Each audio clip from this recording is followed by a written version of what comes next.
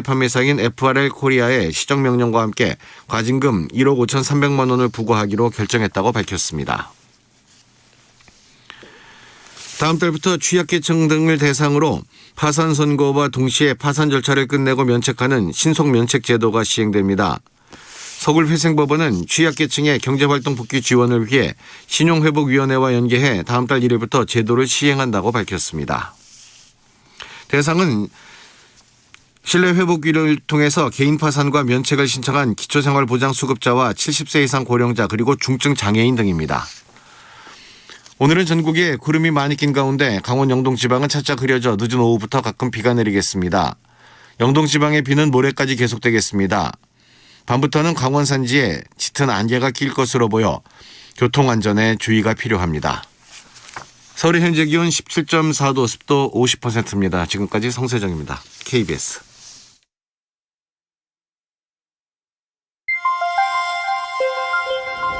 대한민국 중심 채널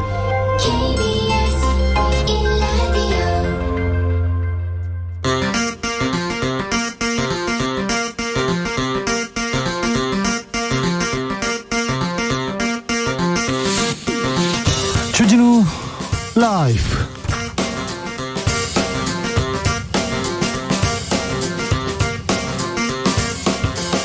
(2022년 10월 27일) 목요일입니다. 안녕하십니까, 주진우입니다. 방화범은 김진태, 방조범은 윤석열 정부. 더불어민주당이 레고랜드 사태와 관련해서 김진태발 금융위기 진상조사단을 출범했습니다. 국정조사도 추진할 계획인데요. 간사를 맡은 오기영 의원에게 들어보겠습니다. 야당과 전 정부를 겨냥한 검찰의 사정바람이 거세집니다. 정치는 실종되고 여야 강대강으로 대치하고 있습니다. 협치 실종의 원인은 어디에 있을까요? 대통령은 어떤 길을 택해야 할까요? 도올의 신묘한 특강, 김용옥 선생에게 물어봅니다. 러시아는 푸틴 대통령이 참관한 가운데 핵훈련 실시했습니다. 브라질에서는 전현직 대통령의 빅매치 관심 모으고 있습니다. 북한에서는 ICBM 도발 가능성 제기됩니다. 핵실험은 어떻게 될까요? 복잡한 지구촌 상황, 지금은 글로벌 시대에서 짚어보겠습니다. 나비처럼 날아 벌처럼 쏜다. 여기는 주진우 라이브입니다. 오늘도 자중자애, 겸손하고 진정성 있게 여러분과 함께 하겠습니다. 오늘부터 국세청 홈택스에서 연말정산 예상세액 미리 알려준다고 합니다.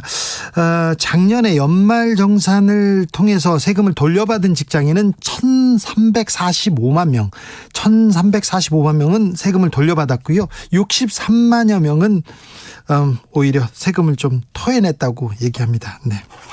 13월에 보너스가 될 수도 있고요. 13월에 세금 폭탄이 될 수도 있는 연말정산, 여러분한테는 다 이렇게 좋은 소식만 들렸으면 합니다. 신용카드보다는 체크카드 쓰면 훨씬 유리하다고 합니다. 좀 미리 알아두시면 좋을 텐데. 네, 저도 잘 몰랐습니다.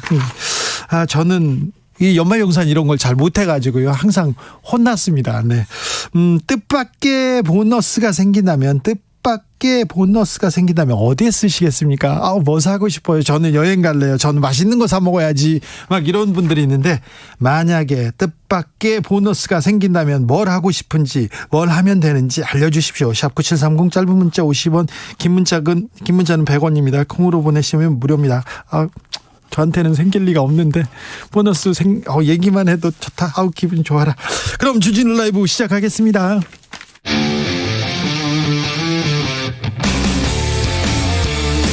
탐사보도 외길 인생 20년. 주 기자가 제일 싫어하는 것은?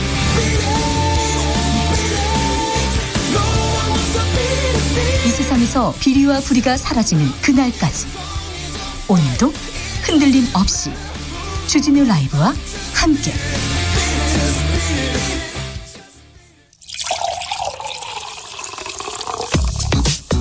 진짜 중요한 뉴스만 쭉 뽑아냈습니다. 주스. 오마이뉴스 박정우 기자 오셨습니다. 어서 오십시오. 안녕하십니까? 오늘 윤석열 대통령 비상경제 민생회의 TV로 생중계하던데요. 네, 그렇습니다. 윤 대통령은 모두 발언을 통해서 물가 관리를 통해 실질 임금 하락을 방지하고 서민생활 안정을 꾀하는 게 가장 중요한 경제정책을 삼았다라고 설명을 했고요. 네, 그런데 지금 잘 안 되고 있다는 것도 잘 아시겠죠? 네, 장관들이 보고가 진행되는 도중에는 세제 지원을 안 해주면 투자가 일어나지 않는다. 네. 투자 수익에 대해 과감한 세제 혜택을 주면 정부가 손해볼 일 없지 않냐. 투자를 늘리는 거다라고 말을 했고 네. 또 원전과 방산이 국가안보와 밀접한 관련이 있다. 관계부처 간 협력을 통한 정밀한 전략을 주문했습니다. 부동산 심리가 얼어붙었습니다. 부동산 완화. 규제 완화 얘기도 좀 있었습니다. 네, 김주현 금융위원장이 무주택자나 1주택자에 대해 투기지역이라고 하더라도 주택담보대출 비율 LTV를 50%까지 허용을 하고 풀어주고 15억 원이 넘는 아파트에 대해서도 주담대를 허용하겠다 이렇게 말을 했어요. 대출도 허용하겠다. 그렇습니다. 원희룡 국토부 장관도 11월 중에 부동산 규제지역 추가 해제와 함께 이 중도금 대출이 제한되는 기준선을 분양가 9억 원 이하에서 12억 원 이하로 상향하겠다라고 밝혔습니다. 레고랜드 사태로 심상치 않습니다. 강원도가 자 올해 안에 앞당겨가지고 빚 갚겠다 이렇게 얘기했네요. 네, 정광열 강원경제부지사가 오늘 브리핑을 했는데요. 오는 12월 15일까지 강원중도개발공사 GJC 보증채무 전액인 2,050억을 상환하겠다 이렇게 밝혔습니다. 그런데 민주당에서는 레고랜드발 이 채무 불이행 사건 이거 정부가 잘못했다 얘기합니다. 네. 자세한 내용은 제가 잠시 후에 오기영 의원과 자세히 다뤄보겠습니다. 정의당에서 오늘 비교섭단체죠. 대표 연설을 국회에서 했습니다. 네, 이 위원장은 제1야당 대표가 앞장서서 일본과의 군사협력을 친일 국방이라고 말씀을 하고 네. 대통령이 직접 주사파 논쟁에 뛰어들었다. 자기 진영의 최대 결집을 위해서 공동체의 안녕을 파괴하는 이런 정치는 나쁜 정치다. 아니 정치도 아니다라고 여권과 민주당을 동시에 겨냥을 했습니다. 네. 그리고 대통령은 반민주적 의회 모독을 결재해제해야 된다. 이렇게도 강조를 했습니다. 알겠습니다. 삼성의 이재용 부회장 이제 부회장 아닙니다. 부회장 딱지를 떼고요. 회장 됐습니다. 그렇습니다. 삼성전자 이사회가 오늘 의결을 했는데요. 글로벌 대외 여건이 악화되고 있다. 그래서 책임 경영 강화, 경영 안정성 제고, 신속하고 과감한 의사결정이 절실하다. 이렇게 얘기하면서 네. 이재용 부회장 회장 승진 의결 이유를 설명을 했어요. 네. 이재용 회장이 오늘 재판에 출석을 했거든요. 네. 오전 재판을 마친 다음에 기자들에게 뭐라고 했냐면 어깨가 많이 무거워졌다. 국민들에게 조금이라도 더 신뢰받고 사랑받는 기업을 만들어 보겠다. 많은 국민들의 응원 부탁드린다라고 소감을 밝혔습니다. 알겠습니다. 언론에서는 10년 만에 회장됐다, 31년 만에 회장됐다 이렇게 하면서 뭐 차곡차곡 승진했다 이렇게 얘기하는데 네. 아버지가 이건희 회장 아니었으면 이건 불가능한 일이었고요. 회장 등극하자마자 주가 막 화답한다, 계속 뜬다, 사법 리스크 걱정이다, 풀어줘야 된다 이런 얘기하는데 언론에서는 잔칫날인 줄 알겠는데 제가 삼성에 대한 기사는 많이 써가지고 제가 기사를 써가지고 이건희 회장이 회장직에서 물러나기도 하고 또 이재용 부회장이 감옥 갈 때 가장 결정적인 기사를 쓰기도 했는데요. 사랑받는 기업 만들겠다, 초일류 기업 만들겠다 다 좋습니다. 회장 됐으니까 좀 잘해 주십시오. 국가대표 기업인 만큼 더 좀 열심히 뛰어줬으면 좋겠습니다. 그런데 윤리, 도덕, 사랑 거기까지 바라지도 않고요. 법이나 좀 잘 지키셨으면 이제 법은 좀 잘 지키셨으면 이렇게 감사하겠습니다. 사주의 이익을 위해서 더 이상 기업 그리고 주주가 희생되는 그런 일은 없었으면 합니다. 네, 좀 잘 좀 부탁드리겠습니다. 왜 부탁해야 되는지 모르겠는데 언론이 너무 그런 얘기 지적을 안 해서 제가 말씀드립니다. 문재인 정부의 안보 라인들이 다 모여서 서해 공무원 피살 사건 이거 윤석열 정부 주장 조목조목 반박하고 나섰습니다. 네, 노영민 전 대통령 비서실장과 박지원 전 국정원장, 서훈 전 국가안보실장이 기자회견 열었는데요. 네. 그러니까 이 공무원 고 이대준 씨가 월북했다는 판단, 이건 첩보를 분석한 결과에 따른 거였다. 그리고 이를 뒷받침한 정황도 충분하다. 이런 취지의 주장을 했고요. 예. 이들은 이 씨가 월북했다는 발표로 문재인 정권이 얻을 실익도 없었다. 그러니까 월북몰이 설에도 선을 그었습니다. 특히 이 씨가 월북 의사를 표했다는 사실 자체를 배제하면 이게 조작이다. 월북이 아니라고 판단했다면 현 정부가 그 판단의 근거를 제시해야 된다. 이렇게 강조했습니다. 알겠습니다. 군이 정치에 개입하면 안 되죠. 절대 안 되죠. 군인이 정치에 나선다. 이거 쿠데타 아닙니까? 그런데 군 사이버 사령부에서 정치 댓글을 달았습니다. 많이 달았어요. 군 기무사에서도 달고. 이 부분을 지시한 혐의로 실형을 선고받은 김관진 전 국방부 장관. 그런데 다시 항소심 판단을 받게 됐습니다. 네, 대법원 2부가 이제 군 형법상 정치관여 직권남용 권리행사 방해 혐의로 기소된 김 전 장관에게 징역 2년 4개월을 선고한 원심을 깼어요. 사건을 서울 고법으로 돌려보냈는데 이 정치관여 혐의는 하급식 그대로 유죄가 확정이 됐지만 직권남용 혐의 일부가 무죄 취지로 파기가 됐습니다. 정치관여는 유죄, 하지만 직권남용은 무죄라고요? 네, 이게 뭐 점점 직권남용 혐의 같은 것들은 이게 상급심 갈수록 좀 좁게 보는 것 같아요. 법에서 직권남용, 직무유기에 대해서는 굉장히 조금 엄격하게 봅니다. 왜 그런지는 모르겠는데요. 참고로 사법농단에서 많은 판사들이 이 직권남용에 걸려 있거든요. 근데 그거하고는 관련이 없으리라고 봅니다. 아무튼 지금 그렇습니다. 네. 그래서 이제 김 전 장관은 말씀하신 것처럼 2012년 총선과 대선 당시에 군 사이버사 부대원에게 당시 이명박 정부와 새누리당이 지지하고 야권을 비난하는 댓글 9천여 개를 작성하도록 지시한 혐의 재판에 넘겨진 거고요. 군인들한테. 그렇습니다. 또 댓글 공작에 투입할 군무원을 채용할 때 친정부 성향인지 조사를 하고 전라도 출신을 배제하도록 한 혐의도 받았습니다. 아이고, 이거 나쁘잖아요. 잘못했잖아요. 그런데 직권이 어디만큼 이게 그 직무 범위인지 이 부분 때문에 다시 한번 판단해 본다 이렇게 생각합니다. 아무튼 직권 남용에 대해서는 점점 어렵네요. 어려워요. 네. 반면 김태호 현 대통령실 안보실 차장 유죄 확정됐습니다. 네, 그러니까 이 김태호 지금 안보실 1차장은 이명박 정부 당시에도 청와대에서 그렇습니다. 대외전략기획관을 맡고 있었는데요. 김 전 기획관이 당시 청와대 기획관직을 사임하면서 군사기밀을 담고 있는 국정원 기무사 작성 문건을 외부로 유출한 혐의를 받았거든요. 그래서 대법원은 김 전 기획관에 대한 원심, 그러니까 벌금 300만 원의 선고유예를 확정했고 또 임관빈 전 국방부 정책실장은 금고 1년 6개월의 집행유예 3년을 확정받았습니다. 벌금 300만 원의 선고유예입니다. 선고유예. SPC 계열사 그런데 또 사고가 나기도 했죠. 그런데 사망 사고의 피해자 유족이 허영인 SPC 그룹 회장 추가 고소했습니다.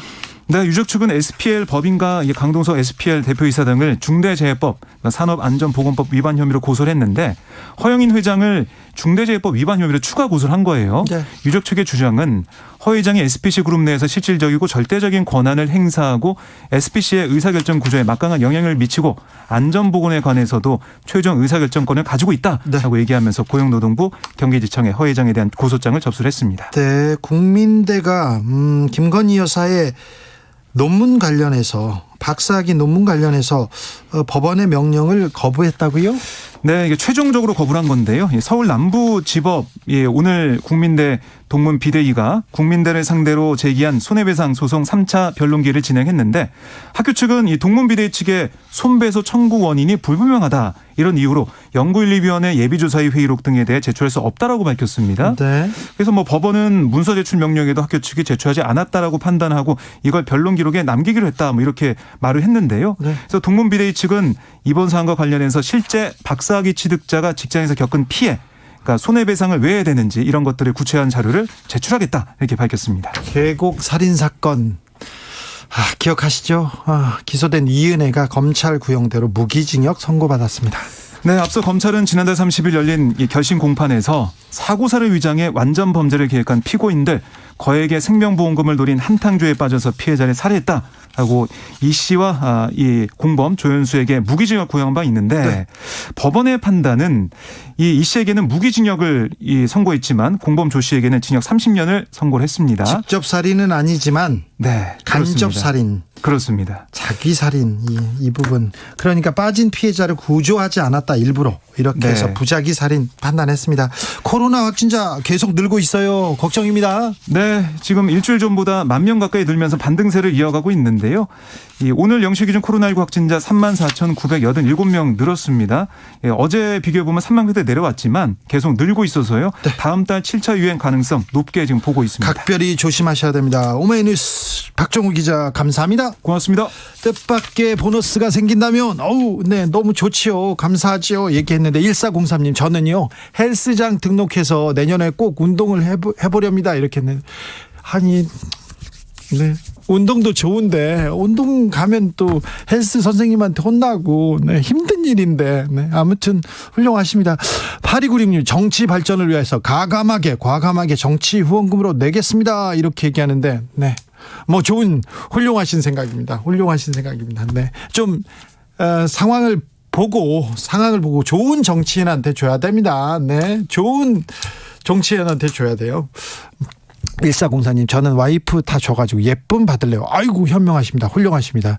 7315님 남편과 각방 쓰는데요. 남편 방에 침대 하나 사주고 싶어. 어이구 네 이것도 감사한 일이죠. 네, 감사한 일인가? 네. 8081님 보너스 생기면요 어머니 임플란트 수술 시켜드리렵니다. 시골집에 가서 어머니랑 식사할 때마다 미안한 마음 울컥한 마음 죄송할 뿐입니다. 네 효자시네요. 감사합니다. 네. 김희영님 친정엄마 칠순 기념으로 해외여행 계획했다가 코로나로 못 갔어요. 여행 경비로 모아놓는 돈은 어디론가 사라져버리고 보너스 생기면 친정엄마랑 호캉스 한번 가보고 싶네요. 꼭 그 희망 이루길 바랍니다. 김선호님께서 주진우 기자님 진하게 소주 한잔 하고 싶습니다. 얘기하는데 저는 술을 못해요. 저는 울적할 때 콜라 한 잔씩 합니다. 네. 김선호님 많이 드시고요. 네. 감사합니다. 주진우 라이브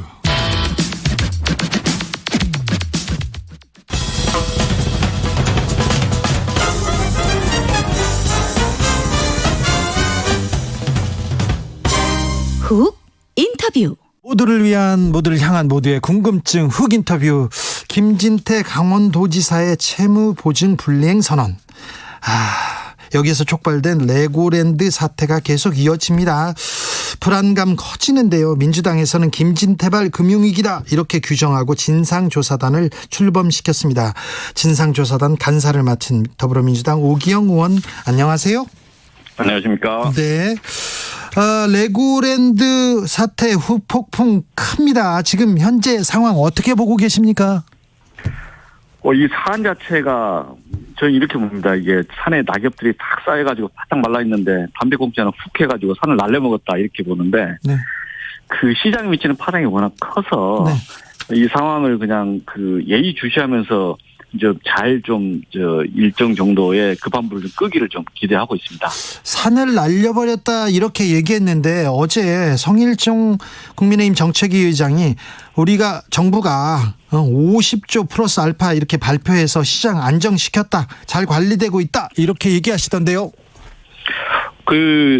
이 레고랜드 그쪽의 SPC에 대한 채무 지급 보증 거절했지 않습니까? 네. 그러니까 그 건이 없었으면은 훨씬 더 적은 비용으로 해결했겠죠. 예. 그런데 지금 50조 플러스 알파인데 이렇게 많은 금액을 투입하더라도 어찌 될지는 주시하고 있는 거죠. 잘 할 수 있도록 시장의 심리를 일단 좀 안정화시키려고 노력을 하는 것 같습니다. 하지만 뒷북 때리기인 것 같아서 좀 안타깝고 더 긴장해야 된다 이런 생각을 합니다. 네. 지금 현재 저희가 시장 지표를 몇 개 보니까요. 네. 23일 날 대책 발표한 이후에도 이게 금리차 신용 스프레드라는 게 있습니다. 네. 국채 3년물 또는 회사채 3년물 두 신용 스프레드 격차가 커지면 이 심리가 불안하다는 것이거든요. 근데 9월 28일 100pp, 21일 10월 21일 124pp, 그다음에 26일 135pp 여전히 그런 게 있고 또 CP 금리 자체도 계속 어젠가 이게 며칠 전에 4.5까지 올라갔고요. 그리고 한전채가 대한민국에서 제일 회사채 중에서 안전하겠죠. 네. 근데 이미 보도됐지만 2천억 모집하는데 2년물, 보도 3년물짜리 한 4천억 하려다가 조정을 해서 2천억에 2년짜리를 회사채를 발행했는데 600억밖에 안 됐어요. 근데 이자율이 5.9%예요. 5.9%. 이 상황이 그럼 수습됐다고 보기는 어렵고 예. 여전히 심리적 불안이 좀 쭉 좌우에 깔려 있다. 예. 시장이 상당히 위축된 상태다. 이렇게 보고 있습니다. 방화범은 김진태, 방조범은 윤석열 정부다. 이렇게 얘기했는데 정부가 뭘 잘못했습니까? 정부의 문제는 정부가 이 상황을 조기에 빨리 파악을 하고 예. 조기 소통을 했어야 되는 거 아닌가 싶은데 예. 저희가 갖고 있는 쭉 자료 조사하다 보면 추경호 부총리가 네. 10월 14일 재무장관 회의를 G20 재무장관 회의를 했습니다. 끝나고는 기자간담회를 했는데 그때 하는 말씀이 강원도 문제는 강원도가 대응해야 된다면서 놔뒀어요. 괜찮다고 그랬어요. 아, 그래요? 14일에. 근데 일주일 지나고 나서 부랴부랴 갑자기 비상회의를 하고 그리고 나서 10월 21일경인가 아마 이제 강원도 도지사가 이제 다시 갖겠다는 이제 뒷북치는 발언을 다시 하고 네. 그리고 50+알파가 나왔지 않습니까? 네. 그런데 저희가 이번 주 월요일 금융위원회 국감을 했습니다. 네. 정무위에서. 근데 그때도 금융위원장 이야기를 하면 그 사전에 몰랐고 사후에도 이 뒷북 대응 좀 부족했다는 걸 인정을 해요. 예. 근데 심지어 추경호 부총리는 그 부분에 대한 아무런 언급도 없어요. 그래요. 대국민 사과도 없고. 예. 저는 요 되게 아니했다. 네. 이게 확장되는 과정을 조기에 사태를 좀 보고 이 채권 시장에 미치는 영향을 보니까 바짝 말라있는 상태니까 어떤 미묘한 반응도 보면서 한 일주일 안에 뭔가 좀 더 할 수 있었을 것 같은데라는 네. 생각을 합니다만은 거의 한 달 가까이 네. 지연된 거 아니겠습니까? 환율도 그렇고 외환 위기도 온다 이런 얘기가 있는데 이게 좀 불안한 시장에 지금 불을 당긴 건 맞군요. 이걸 너무 방치했다. 너무 무책임했다. 네. 적시 대응을 안 했다. 이런 비판을 피할 수 없다는 겁니다. 알겠습니다. 오늘 비상경제 민생회의에서 대통령도 레고랜드 사태에 대해서 얘기했습니다. 이 회의에서 레고랜드 사태 이렇게 언급됐는데 어떻게 보셨습니까? 제가 그 대통령이 구체적으로 설명한 내용까지는 다른 업무로 다 파악을 하지는 못했습니다. 예. 근데 실제 구체적인 이 상황에 대한 언급을 했다면 앞으로 이게 지금부터 계속해서 관리를 잘 해야 된다. 네. 지금 현재 우리가 고민하는 지점들은 금리가 전 세계적으로 올라가고 대한민국도 올릴 수밖에 없는 게 그 상황 자체는 이해를 합니다. 그렇죠. 그런데 단 시장이 정상적으로 굴러간다면 유동성 위기 기업, 현금 돈은 잘 버는데 캐시플로가 잠시 좀 안 좋은 기업은 살아날 수 있지 않습니까? 신뢰도 속에서. 예. 그 수익성이 없는 좀비 기업이야 이제 어쩔 수 없다 치지만 지금 그 유동성 위기를 좀 더 완화하면서 잘 갈 수 있는데 그게 이제 촉발됐으니까 50조 플러스 알파로 좀 진압을 해보겠다고 그러는 거고 네.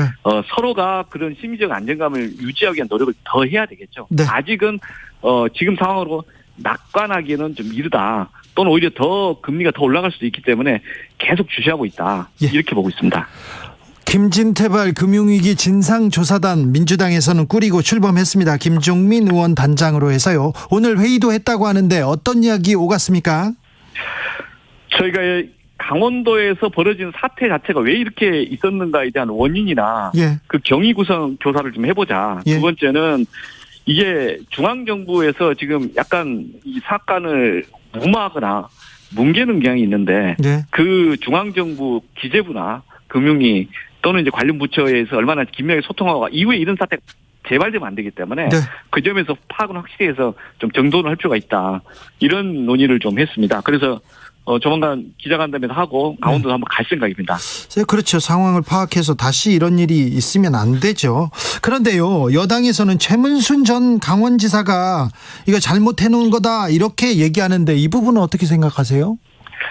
그 이야기를 그 강원도에서 그런 툭툭 제기하시는 것 같은데 약간 좀 요 사안이 지금 정치적으로 갈 이전에 경제적인 주제를 정치 논리를 하다가 말아먹은 거 아니겠습니까? 근데 다시 최문순 지사 이야기하셔서 네. 그 전에 강원도 그 전임자가 김진선 지사인데 예. 그분 알펜시아 분양 관련해서도 그분 임기 끝날 쯤에 상당히 많은 부채 1조 이상의 논쟁이 있었습니다. 아이, 많이 있었죠. 그런데 그 점에 대해서 최문순 지사 하면서 또 이게 이 지방 행정은 계속돼야 되기 때문에 네. 그걸 계속성과 신뢰를 보장하기 위한 그런 행동을 했지 않겠습니까? 네. 지금 현재 이 금액이 2,050억이라고 하는데 실제적인 금액이 2,050보다 훨 떨어지는 금액이거든요. 논쟁이 된 금액이. 아, 그래요? 그런데 그 금액에 대해서 여기 잠시 정식적으로 쇼 한번 하고 우리 이제 갚을 능력 된다. 갚기로 했다. 추경호 장관이랑 다 협의했다. 이렇게 지금 오늘 보도자료를 뿌렸지 않습니까? 네. 강원도에서. 아니 그러면 이건 말장난하는 거 아니겠습니까? 시장에 들불이 산불이 다 터졌는데 담배꽁초 다시 불 끈다 이런 이야기 하는 거지 않습니까? 불 다 네. 타버렸는데 이게 요것에 대한 논점을 요건 좀 적절하지 않다. 예. 예. 이 초점이 좀 잘못된 것이다. 이렇게 봅니다. 예전에 성남시장으로 있던 이재명 시장이 이거 모라토리엄 선언한 적 있잖아요. 예, 그 예. 부분하고 이번 사태하고 조금 이렇게 비교하는 사람이 있는데 어떻게 다르고 어떻게 같습니까? 모라토리움 선언 자체는 저는 기본적으로 신중히 한다고 봅니다. 예. 그리고 그것에 미치는 파급 효과는 경제가 이제 금리가 떨어지는 시기 또는 인상되는 시기 좀 다르지 않습니까? 그렇죠. 지금 그 일반적인 평시에서는 또 그 지역의 특정 지자체 차원에서 풀 문제겠죠. 네. 그러나 이게 금리 인상의 시기에 전체 이제 특히 이 A1 정도의 신용 등급 거의 회사채 보면은 AAA 정도의 그 신용도를 갖고 있는데 그걸 지급불능 이런 선언이면 시장을 확 얼게 하는 거거든요. 예. 이제 그런 점에서 효과가 파급이 영향이 이제 엄청 큰 거죠. 네. 예, 이런 점에서 이후 지방자치단체가 이제 외국은 완전히 독립된 것도 있지만 네. 우리나라는 지방자치단체와 중앙과의 관계에서의 그렇죠. 그 부채가 예. 일정 정도 중앙정부의 이제 그 지원을 받는 게 있습니다. 네. 그래서 신용도가 중앙의 신용을 같이 고려하기 때문에 그 행동은 좀 조심스러운 거죠. 지극히 조심해야 될 부분인데 지금 임의적으로 할 수 있는 것이 아니라 중앙정부랑 충분히 상의를 해야 되고 예. 그 속에서 서로가 책임 있는 행동을 해야 한다 이런 거죠. 알겠습니다. 강원도발 레고랜드 사태 건설업계에서 지금 잔뜩 긴장합니다. 공사에 참여한 건설사들 공사대금 받지 못하고 있다 이런 얘기도 나오고요. 건설업계 연쇄 도산 우려도 나오는데 이 부분은 어떻게 보시는지요? 지금 건설업계 이야기가 주로 PF지 않습니까? 네. 부동산 개발에 프로젝트 파이낸싱 하는데 프로젝트 파이낸싱의 그 구조가 단기 자금 조달해서 임시로 풀어가는 경우가 있어서 부동산 프로젝트는 장기니까 네. 이 만기 연장을 못하다가 사고가 나는 경향이 있습니다. 그래서 네. 신용도가 이제 떨어지면 또는 이제 이 시장이 이제 붕괴되면은 충격을 제일 먼저 받게 되는 거죠. 예. 아마 이런 사태가 잘못되면은 금융 시스템에 또는 이제 그 해당 시장에 전 충격을 줄 수 있다라는 우려를 네. 하고 있습니다. 일단 이것은 저희가 이 우려를 해서 계속 확대시킬 문제는 아니고 잘 풀어가야 되는데 네. 아무튼 지금 부동산과 관련된 PF 또는 그와 관련된 금융기관 또는 건설회사 예. 또는 그 하청업체 다 주시하고 있습니다. 네네. 함께 잘 슬기롭게 극복해 나가야 한다고 봅니다. 알겠습니다. 잘 챙겨주시고요. 그런데 지금 국민의힘에서는 지금 다 잘 돼가고 있는데 민주당이 자꾸 금융시장 불안감 키운다. 무책임한 행태다. 이렇게 비판하던데요. 지금 금융시장에 이미 산불이 난 거고 네. 그 난 것에 대해서 더 주시하자는 건데 저희는 그렇게 주장을 해왔습니다.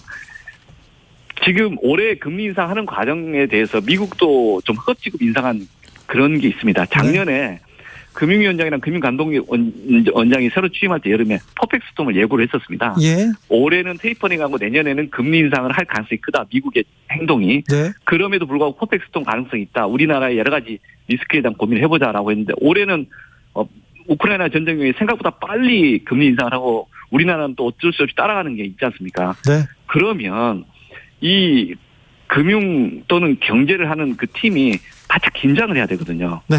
그게 괜찮다 이렇게 할 문제가 아니거든요. 네. 실제 괜찮다 했다가 한국은행 총재도 마찬가지지만 얼마 전에 했던 말보다 더 빠르게 금리 인상을 했지 않습니까? 예. 그리고 이 추경호 부총리나 금융위원장도 괜찮다 했는데 이 사태 한 달 동안 방치했지 않습니까? 네. 지금 우리가 이야기하는 것은 불안을 증폭시키지 않는 게 아니라 네.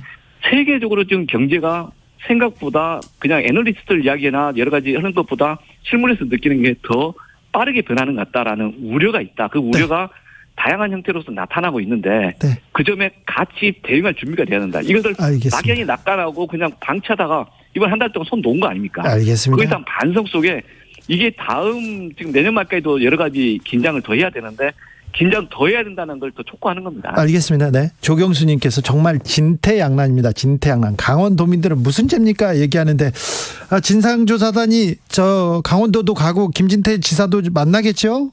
다음 주에 한번 가려고 그럽니다. 네. 직접 가서 또 한 번 더 듣고 현장에서 피해를 입은 분들 예. 또는 목소리도 함께 청취하면서 방법을 고민해 보겠습니다. 알겠습니다. 마지막으로 민주당 당내 좀 분위기가 어때요? 당내 분위기라고 하는 게 저희들이 이 경제 대책 특별히 만들어서 또 하고 이런 사안들에 대해서 적극적으로 좀 대응을 하려고 합니다. 그렇습니까? 예. 네. 잘 챙겨주십시오. 네, 고맙습니다. 김진태발 금융위기 진상조사단 오기영 의원이었습니다. 교통정보센터 다녀오겠습니다. 김한나 씨. 네, 교통량이 점차 증가하는 시간대입니다. 사고 나지 않도록 양보 운전하셔야겠는데요. 현재 서울 시내에서는 내부순환도로 성산 방면으로 홍지문 터널과 램프 사이에서 사고가 나서 2차로가 막혀 있는 상황이고요. 강변북로 일산 쪽으로는 성수대교에서 마포대교까지 길게 정체입니다. 또 나란히 가는 올림픽대로 공항 쪽으로는 잠실대교에서 한강대교까지 차가 많은데 50분 남짓 소요되겠습니다. 고속도로에서는 영동고속도로 인천 방면 진부 부근에서 속사 나들목 부근 4km 정체 작업 때문이고요. 이후로 덕평 부근 1차로에서는 사고를 처리하고 있어서 부근으로 매우 혼잡합니다. 더 가서 양지 부근과 또 동수원에서 부곡 나들목까지 10km 밀리고 있고요. 수도권 제1순환고속도로 일산에서 판교 방면 일산부터 송내까지도 18km 극심한 정체입니다. 또 판교에서 구리 쪽으로는 광암터널에서 토평 나들목까지 10km 구간 속도 내려갑니다. 목적지까지 안전운전하시기 바랍니다. KBS 교통정보센터에서 김한나였습니다.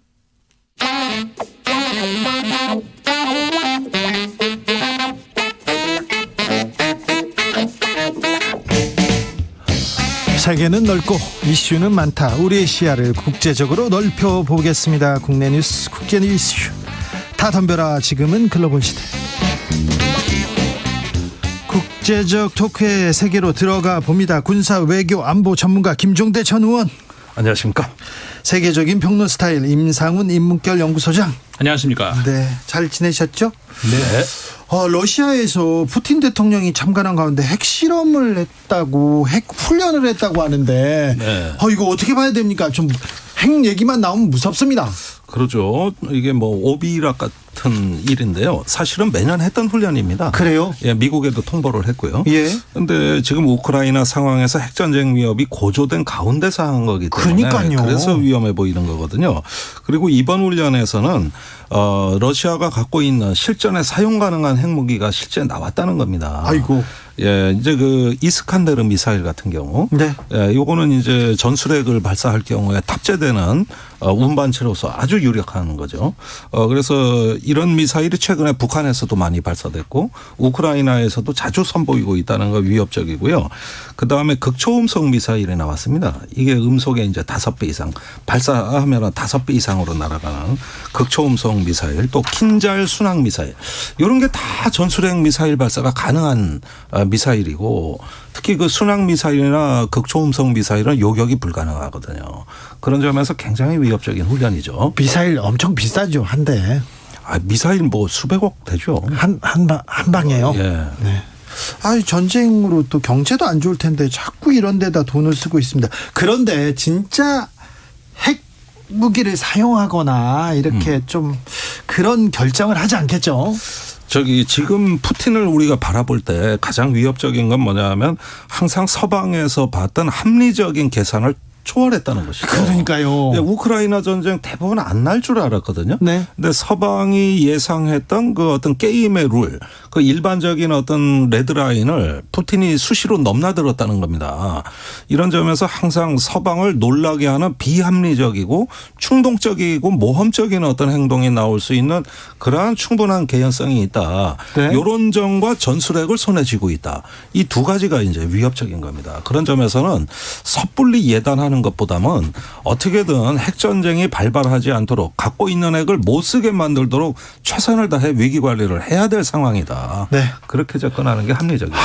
러시아 우크라이나 전쟁은 어떻게 될 것 같습니까? 지금 의원님 지적하신 것처럼 전쟁 초기부터 푸틴 대통령의 어떤 그 전략적인 전술적인 그런 모든 행동들이 예측을 빗나간다는 건 좋은데 합리적 예측을 빗나간다는 거거든요. 거의 지금 미치광이 전략을 쓰고 있잖아요. 그렇죠. 근데 이제 미치광이 전략, 매드맨 세오리라는 것도 이것이 어떤 상대방의 허를 찌르는 뭐 이렇게 되면 그게 아니고 지금 러시아는 계속해서 좀 헛나가고 있어요. 네. 그러니까 심지어 이제 재래 무기가 점점 고갈되고 있다는 그런 이야기들도 나오고 있고, 병력 우리 뭐 다 보도가 나왔습니다마는 동원령까지 내려가지고 예비군들까지 흡수를 했음에도 불구하고 그래도 부족해요. 그래도 이제는 아프가니스탄에 가가지고 그 과거 미군이 이제 철수한 다음에 완전 실업자로 전락한 그 특수부대 요원들 이 사람들을 좀 데려가려고 하는 그런 상황까지 와 있거든요. 네. 그 사람들은 돈 주고 오라고 하면 못 갈 이유가 없기 때문에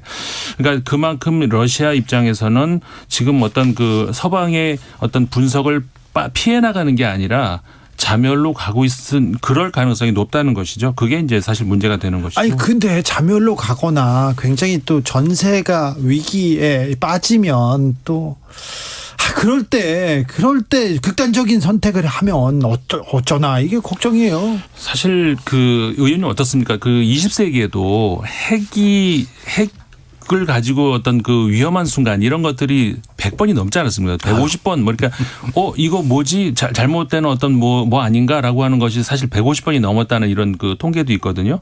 근데 그럼에도 불구하고 저는 글쎄요 뭐 전쟁이 무슨 이성을 가지고 할 수 있는 그런 건 아니지만 그래도 20세기의 위기를 그렇게 잘 넘겼는데 그렇게 쉽사리 저는 아직은 좀 낙관적으로 이렇게 보고 싶은 것이 네. 그러니까는 러시아 같은 경우에서도 분명히 푸틴 대통령이 지금 독단적인 결정을 내리는 그런 그 정황이 많이 있지만 네. 그래도 참모는 있다. 예. 이성을 가진 인간을 그래도 아직은 믿고 싶습니다. 인도도 그렇고요. 중국도 그렇고 우방국들도 핵 무기는 안 된다고 경고하고 있으니 좀 받아들일 거라고 봅니다. 김한수님께서 러시아 안보리에서 퇴출시켜야 합니다. 이렇게 얘기하는데 이게 좀 현실적으로는 불가능하죠. 그렇죠. 안보리에서 자기가 안보리 소속이니까. 그 사람들이 결정을 해야 되는데요. 자. 우크라이나 전쟁 얘기는 이쯤 하고요. 브라질로 가보겠습니다. 브라질에서 30일인가요? 현지 시간 30일에 네. 매우 중요한 선거가 있습니다. 브라질 전 현직 대통령 간에 지금 빅매치가 있는데요. 네. 어떻게 보고 계십니까? 사실 그 지난 1차 투표에서 가장 우리가 놀랐던 것은 여론조사와 다른 어떤 결과가 나왔다는 점이었거든요. 현직 대통령이 많이 따라왔어요. 네.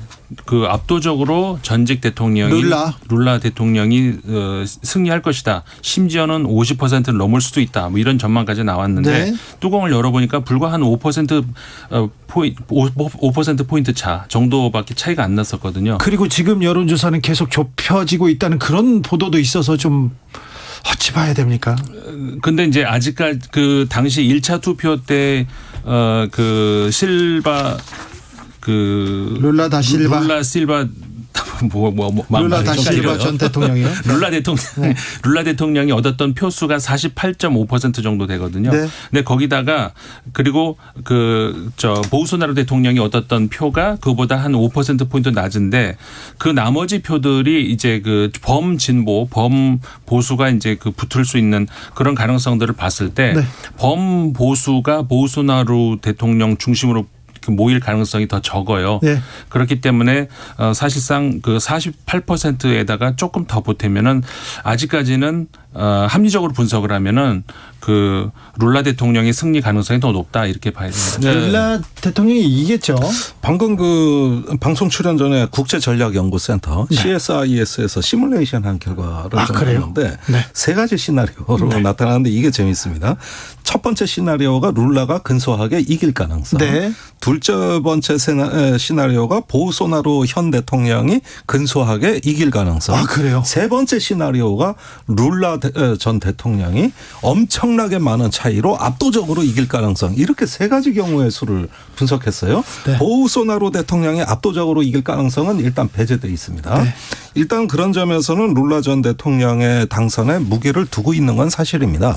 그런데 최근에 나타나고 있는 어떤 폭력 사태와 치안의 위기가 다시 어떤 그 뭔가 스트롱맨, 어떤 보우소나루 스타일을 원하는 쪽으로 조금 작용하고 있다고 보는 거거든요. 며칠 전에 전 국회의원을 체포하러 온 경찰들한테 소총을 발사하고 수류탄을 던지는 그런 일이 있었어요. 브라질에서. 네, 그래서 예컨대 호나우딩요 같은 네. 축구 스타도 예. 보우소나루 대통령을 지지하는 이유가 딴 게 아니에요.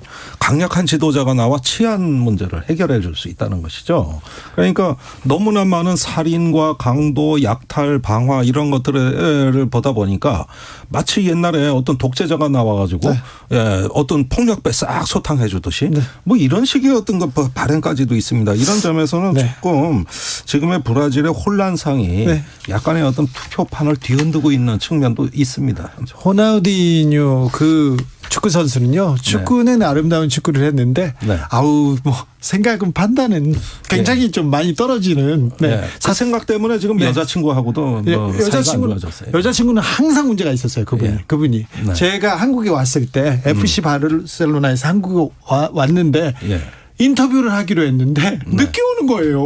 늦게 와가지고 제가 기다리다가 나 인터뷰 안 한다고 예. 제가 거부하고 왔어요. 근데 그 다음부터 엄청 스타가 돼가지고요. 저는 예. 엄청 후회했습니다만 이분은 아무튼 그런 분이 판단 능력이 많이 떨어지고 또 여성 문제가 너무 많아가지고 이 문제는 또 접어놓겠습니다. 아이고 팬들한테 공격당하셨던데. 괜찮습니다. 호나우디뉴 아유 괜찮아요. 저 그런데요. 네. 룰라가 만약 이긴다면 엄청난 진짜 그 대드라마를 쓰는 겁니다. 이분 인생이 드라마입니다. 그렇죠. 사실 근데 이제 그 룰라 대통령도 그렇고 보우소나로 현 대통령도 그렇고 집권을 경험을 해봤잖아요, 국민들이. 그러니까는 그 당시에 어떤 정책들이 나왔던 것이고 이런 것들을 국민들이 알고 있기 때문에 예를 들어서 이제 아까 치안 문제로 해가지고 좀 더 강력한 어떤 그 공권력이 동원이 됐으면 좋겠다. 근데 경험해봤잖아요, 최근 몇 년 보우소나로. 네. 그래서 뭐가 나아졌죠? 더 나빠졌잖아요. 그러니까 지금 보세요. 전직 의원이 총과 수류탄을 들고 저항하는데.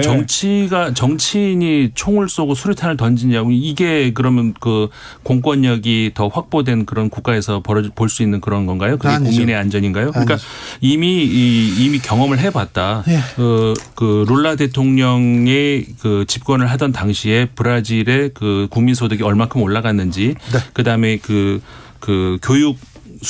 교육의 수준이 어느 정도 올라간지 이런 것들은 국민들이 경험을 해봤기 때문에 그런 것들은 우리가 다 그 경험할 수 있는 그런 범위 안에 있는 것 같습니다. 위대한 브라질 국민들이 그런데 선거 때마다 참 이상한 결정을 해가지고 참 그렇습니다. 네. 자, 브라질 문제 또 마무리하고요.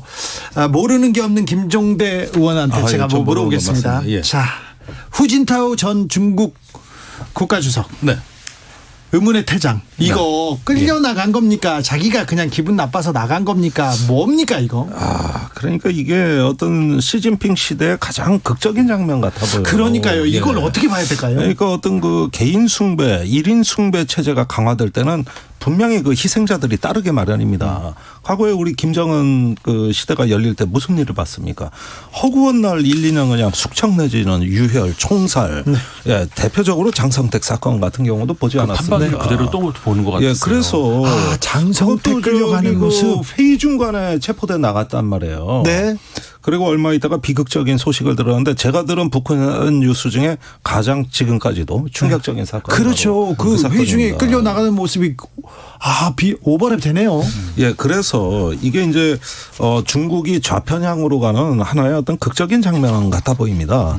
결과적으로 이제 다시 마오 시대의 어떤 좌편향 이런 부분들이 떠올릴 수가 없는 그런 어떤 상황들이라고 할 수가 있고 이번에 이제 정치국 상무위원들 면면이라든가 네. 총리 인선이라든가 이런 여러 점에서 봤을 때는 이제 덩사오핑 이후로 우편향으로 왔던 한 4, 50년의 역사가 여기서 일단락되고 다시 이제 좌편향의 시대 이런 걸로 가는 어떤 그 징후로 보여지고 이것이 앞으로 촉발하게 될 대대적인 권력 개편 이런 점에서 시작에 불과하지 않을까 생각이 들어요. 알겠습니다. 중국 문제에 대해서는 질문도 없고요. 대답도 없어요. 그런데 왜 김정대 의원은 왜 종이를 보세요? 아니, 뭐 써 있는 것도 없는데. 아니, 제가 곤란할 때 그런 습관이 있어요. 그렇구나. 네. 아니, 분명히 적어온 것도 없고 질문도 없는데, 말은 잘하면서 뭘 써왔나 했는데 없네요. 없어요. 네, 알겠습니다. 없다고요. 네, 없어요. 자, 중국은 어디로 가는지는 잠시 후 2부에서 도올 선생님과 주역으로 한번 풀어보겠습니다. 시진핑 시대 어떻게 되는지 제가 물어보겠습니다. 또 모르는 게 없는 분이니까 도올 선생님 2부 기대하시면 됩니다. 임상훈 선생님. 네. 영국은 어디로 갑니까? 그러니까 영국하고 질문에 없습니다. 죄송합니다. 괜찮습니다. 영국, 이탈리아 지금 그 새로 정권이 교체되지 않았습니까? 그렇죠. 분명히 그 유럽이 세대 교체는 되고 있다. 그 영국, 프랑스, 이탈리아 전부 40대 다 세대 교체했어요. 그렇죠. 40대가 이제 그 국가 원수를 하고 있는데 그 영국의 경우도 그렇고 이탈리아도 경우도 그렇고 경제적으로 그러니까는 그 트러스 총리 같은 경우에도 대처리즘을 표방을 하지 않았습니까? 근데 사실상 그 결과가 시장에서 반응이 나왔죠. 네. 사실상 대처리즘의 종말을 역설적으로 고하고 퇴장했다. 이렇게 44일 만에 그냥 아니야 이거는 그렇게밖에 이게 볼 수가 없고요. 언제적 지금 정책인데 하고 그냥 선을 그었어요. 그렇죠. 그리고 이번에 이제 새로 총리가 된 수낙 총리 같은 경우도 그 직전에 트러스 총리 당시에 어떤 그런 정책들을 수정을 하겠다. 그리고 실제로 이 사람이 재무장관으로 그 네. 존슨 총리 하에 있을 때도 트러스 총리가 했던 정책들하고는 정반대였었어요. 네. 어떻게 보면은 그 보수당 정치인인데 사실 그 수낙 총리 같은 경우도 한번 본격적으로 다뤄볼 필요가 있는 것이 굉장히 그 뭐라 그럴까요? 양쪽으로 서로 어울리지 않는 그런 요소들이 있는 그런 정치이거든요. 근데 어쨌든 간에 적어도 그 재무 정책 관련해서는 보수당에서 봐도 갸우뚱할 정도의 어떤 그런 그 노선을 취했는데 결국은 지금 트러스 총리의 44일을 보고 나서 네. 아, 순핵이 옳았네. 결국 이렇게 다시 돌아가거든요. 네. 역설적으로 그래서 아까 말씀드린 것처럼 근데 지금 이탈리아가 또 똑같은 그런 그 트러스 총리하고 같은 이야기를 하고 있거든요. 네. 그 멜로니 총리가. 그래도 아주 극우 성향의 멜로니 총리가 그래도 극우 정책을 펴지는 않더라고요. 극우 인사를 아무래도 등용하지도 않고요. 조심스럽죠. 네. 일단 그 검사 출신도 등용하지 않습니다. 거기. 그건 모르겠고 뭐 어쨌든 간에 야당 의원으로 있을 때 하고 네. 그다음에 총리로 갔을 때 하고는 아무래도 달라지더라고요. 다를 수밖에 없죠. 그렇죠. 달라져야죠. 예. 그거는 이제 신중한 그건 좋은데 네. 이탈리아 멜로니 총리 같은 경우도 아까 방금 말씀드린 것처럼 그 재무 정책에 있어서는 트러스 총리하고 거의 비슷한 그렇게 가요. 네. 그러니까는 감세 그런데 저 지출할 곳은 공공 지출은 또 많아요. 왜냐하면 코로나 이후로 지금 쓸 데가 돈이 한두 군데가 아니라는 것이죠. 네. 그럼 이걸 어디서 메꿀 것이냐에 대해서 설명이 없어요. 트러스 총리가 결국 거기에서 시장이 불안에 떨면서 결국 무너진 그 파운드가 무너지고 그랬는데 네. 이탈리아도 지금 똑같이 그 길로 가고 있다는 게 우려스럽습니다. 알겠습니다. 순핵 총리는 테레사 메이 전 총리 내각을 거쳤습니다. 제가 하나만 바로잡고 가겠습니다. 3123님 외교 그려주는 듀오 김종대 임상훈 하나의 점을 이어 큰 그림을 그려주는 것처럼 보기 쉽게 해주니까 매우 흥미롭습니다. 최애 아이고, 코너입니다. 감사합니다. 네. 순핵 총리가 존슨 때도 있었어요. 아 그렇습니까? 네, 존슨 때 재무장관이었습니다. 네, 훌륭하십니다. 네. 테레사 메이 때 총리 장관을 하다가 존슨까지 했습니다. 존슨을 몰아내는데 가장 결정적인 또 그랬죠. 기여를 했죠. 자, 북한 얘기를 좀 해봐야 되겠는데요. 북한이요. 미사일을 쏘았는데 지금 미국에서 한 비영리 기관이 분석해봤는데 성공률이 76%가 넘는다. 76%가 넘는다. 이건 어떻게 봐야 됩니까, 김종대? 예, 이건 1984년부터 통계인데요. 네. 그 북한이 발사하는 모든 미사일 시험 발사에서 성공률이 76%면 기술적 신뢰성이 매우 뛰어나고 최근으로 올수록 그 신뢰성은 더 높아지고 있다. 최근에서는 뭐 더 많이 높아진 거예요? 예, 우리는 뭐 현문 미사일 쐈는데 뒤로 날아오고 뭐 예. 그러는데 북한에는 아직 그런 뉴스는 없어요. 아, 그래요? 예, 그러는 거 보면은 좀 신뢰성은 뛰어나다고 볼 수가 있고 그 배후에는 러시아 기술이 있다는 분석입니다. 그런데 조금 더 세부적으로 볼 필요가 있겠어요. 이 204발 가운데 156발이 성공했는데 성공률이 가장 높은 건 단거리 미사일입니다. 단거리 미사일. 예, 스커드 B, 스커드 C, 그다음에 이스칸데로 이렇게 한반도 전역을 한반도 전역? 예, 타격할 수 있는 요 단거리 미사일의 신뢰성은 이 미사일이 오래돼서 그런지 몰라도 어떤 실전 능력이 매우 우수한 걸로 나타났고요. 반면에 좀 성공률이 떨어지는 거 50% 이하. 아직까지는 좀 이게 미사일인가 싶은 이런 부분은 주로 그 장거리 ICBM 미사일. 그래서 일본이 걱정하는 게 네. 제대로 훈련 제대로 목표물로 날아가면 되는데 가다가 떨어질까 봐 일본이 그러니까 두려워하는 거 북한의 아니에요. 포와 미사일은 세계에서 제일 무서워요. 그렇죠. 왜냐하면 쏜 사람도 어디로 가는지 몰라요. 이게 문제예요. 우리나라 그러니까 이게 어디까지 가냐 그러니까 저기 갑니다. 그래 저기가 어디냐 그러면 모른다 그러면 어떻게 할 거냐고 이게 세계에서 제일 무서운 미사일이 이거 아닙니까? 우리나라 이거. 미사일도 무섭더라고요. 아, 예, 무섭더라고요. 네. 그러니까요. 예. 그러니까요. 하이드님께서 우리나라 미사일에 선제 타격당하고 강릉시민들 큰일 날 뻔했어요. 얘기하는데 아니 뭐 우리나라 기술이 좋으니까 예. 한 번 실수했으니 이번에는 또 명중률, 성공률 높이겠죠. 자, 그런데 북한 도발 이어지는데 네. 앞으로 어떻게 될 것 같습니까? 더 도발합니까? 예, 지금 그 동창리에서 그 미사일 발사대가 굉장히 주변 공사가 활성화됐고 특히 제일 그 인상적인 장면이 미사일 조립동이 이동식 건물에 있습니다. 예. 그러니까 철도 레일 위에서 건물이 움직이는 거예요. 예. 이게 조립동입니다. 예. 근데 한쪽 외벽면이 뜯어져 있고 건물 자체도 40m 이동해 있거든요. 뭐 지금 발사 준비 중인가요? 이것이 발사 준비라기보다는 새롭게 현대화된 미사일 조립 능력을 확장하기 위한 시도로 봅니다. 지금 보여주려고 하는 거 아닙니까? 세계에? 야, 우리 이 정도야 이렇게? 예, 그런데 올해 3월에 그 동창리 미사일 발사장을 현대화하라는 이게 그 위성 발사까지도 겸임하는 현대식 클러스터로 만들어라는 김정은 위원장 지시가 있었어요. 네. 그리고 그게 본격적으로 이행이 되는 거거든요. 이러면 무슨 문제가 생기느냐? 앞으로 더 다양한 미사일 시험을 할 수 있고 더 많은 종류의 미사일을 신속하게 조립해낼 수 있는 거거든요. 그런 점에서는 지금 동창리가 새로 활성화되는 조짐들 더불어서 언제 있을지 모르는 7차 핵실험과 더불어 가지고 이제는 그동안에 그 잠시 미뤄두었던 ICBM 능력에 본격적으로 이제는 북한이 그 뛰어드는 모양새를 취하지 않을까 생각이 듭니다. 북한 알았어. 니네들 미사일 잘 쏘는 거 알았으니까 이제 그만 쏘고 얘기하자. 대화하자.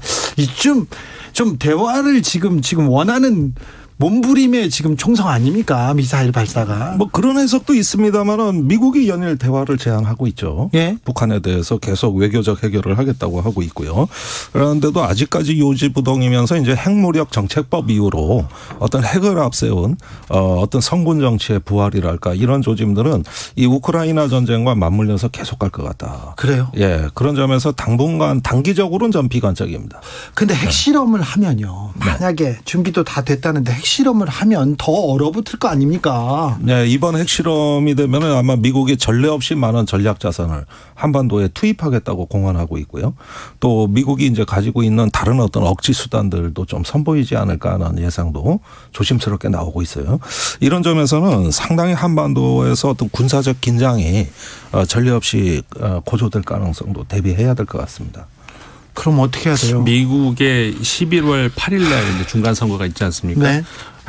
유럽의 우크라이나, 그다음에 그 동북아시아 이런 것들이 그 기점으로 해가지고 어떤 그 변화가 올 수도 있는 그렇게 될 수. 왜냐하면 예를 들어서 그 유럽 같은 경우, 그러니까 우크라이나 같은 경우에서는 지금으로서는 그 협상의 여지가 전혀 안 보이거든요. 전혀. 네. 그런데 변수로 될 수 있는 것이 그 중간 선거에서 그 공화당이 승리할 가능성이 있는데 그렇게 될 경우에는 공화당이 압력을 넣을 가능성이 굉장히 높습니다. 빨리 협상을 해라 이런 알겠습니다. 쪽으로. 그런 식으로 이제 동북아시아에도 어떤 변화가 있습니다. 매우 어렵습니다. 매우 어려운 환경에 대해서는 곧 풀어보겠습니다. 김종대, 임상훈 두 분 감사합니다. 감사합니다. 그렇습니다. 어려운 건 도울 선생한테 물어보겠습니다.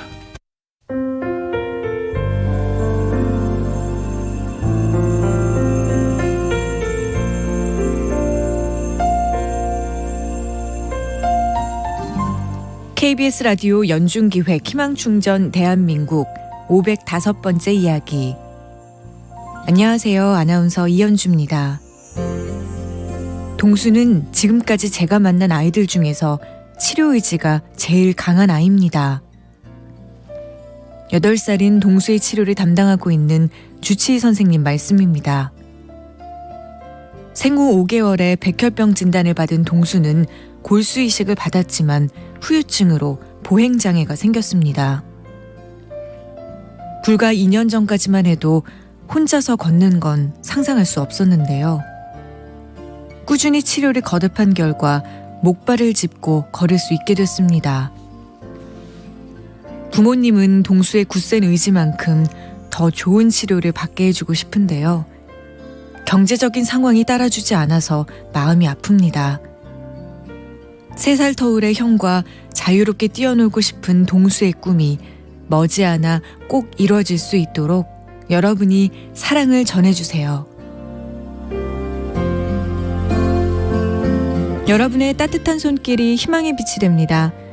ARS 060-700-1580 060-700-1580 한 통화 3,000원으로 희망을 선물해 주세요. KBS 라디오 연중기획 희망충전 대한민국은 초록우산 어린이재단, 인탑스 주식회사, 그리고 청취자 여러분과 함께합니다. ARS 060-700-1580 한 통화 3,000원입니다.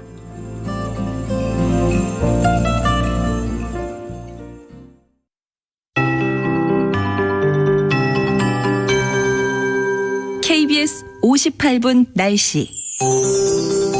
동풍의 영향을 받는 동쪽 지역은 지금 날이 흐려져 있습니다. 비가 곧 내릴 전망입니다. 오늘 늦은 오후부터 영동 지방에 비가 시작돼 10에서 40mm의 비가 모레까지 내리겠습니다. 또 내일 새벽부터 모레 사이에는 경북 동해안으로 5에서 20mm가량의 비가 오겠고요. 내일 오전 동안에는 울산에 5mm 미만의 비가 뿌려질 걸로 예상됩니다. 오늘 밤 동해 중부 먼바다를 시작으로 내일은 동해 먼바다 전체적으로 물결이 높아지고요. 이후 내일 밤 남해 먼바다의 물결 또한 높아지겠습니다. 동해 중부 먼바다에는 이렇게 풍랑이 위험하고요. 동해상에 전체적으로 돌풍과 천둥 번개가 간헐적으로 이어질 걸로 보이니까 해상 안전사고에 각별한 유의가 필요하겠습니다. 그리고 당분간 동해안의 너울성 파도 또한 높겠습니다. 나머지 대다수 지역은 오늘 전국이 맑겠고 내일은 구름만 많이 끼는 대체로 화창한 날씨가 되겠습니다. 일교차는 상당히 크겠습니다. 내일 서울의 아침 기온 9도, 대관령 5도 등 4도에서 13도 분포고요. 내일 새벽에도 내륙을 중심으로 서리가 내릴 곳이 있겠습니다.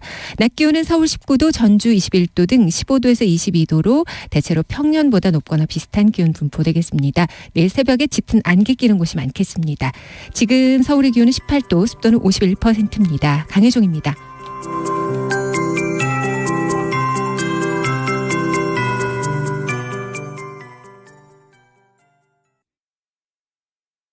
정성을 다하는 국민의 방송 KBS가 6시를 알려드립니다. AM 711kHz, FM 97.3MHz, KBS 1라디오입니다. HLKA.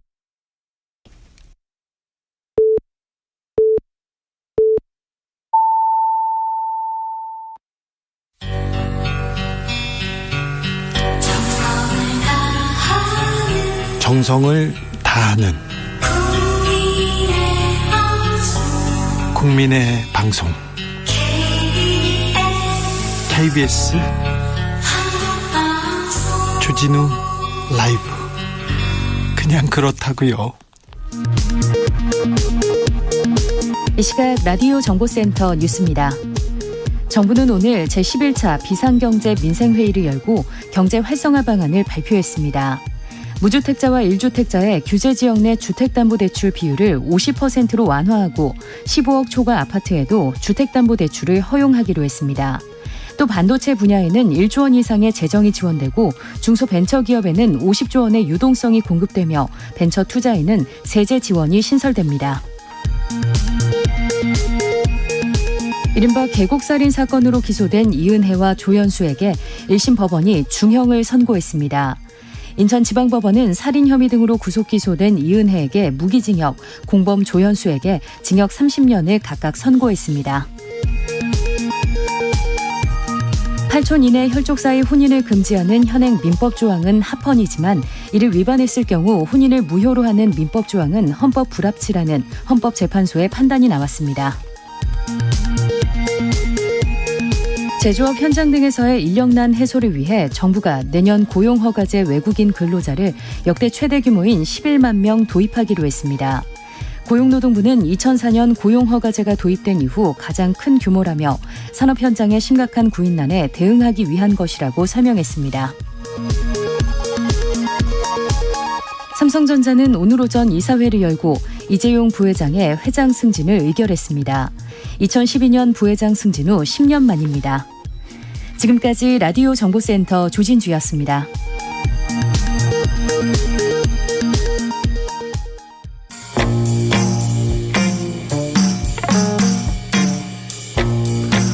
사람들은 왜 점을 칠까요? 왜 교회에 갈까요? 무엇이 우리를 이렇게 불안케 할까요? 변하지 않는 것이 없는 세상, 혼란과 불안을 견디는 법, 도올 김용옥 선생님과 함께 알아봅니다. 가을 특집 도올의 신묘한 특강. 돌아가자. 주진우 라이브에서 가을 특집으로 준비했습니다. 아주 특별한 시간입니다. 자, 도올 선생님의 신묘한 특강 3부작 그 세 번째 시간입니다. 도올 선생님 안녕하세요. 네, 아유 오늘은 정말 그 마지막 시간이라서 네. 제가 평소 그 주진우 기자님이 저가 무슨 이런 원고지에 네.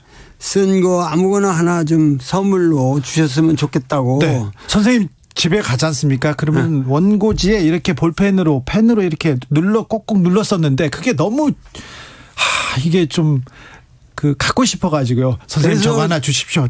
안 그러면 훔쳐갑니다. 제가 얘기했더니. 오늘은 마지막 시간이고 해서 네. 그 시를 하나 써서 시를 네. 하나 써서 네. 가지고 왔어요. 네. 드리려고 이 원고지에다 그냥 막 쓴 건데. 아 그래요? 네. 네.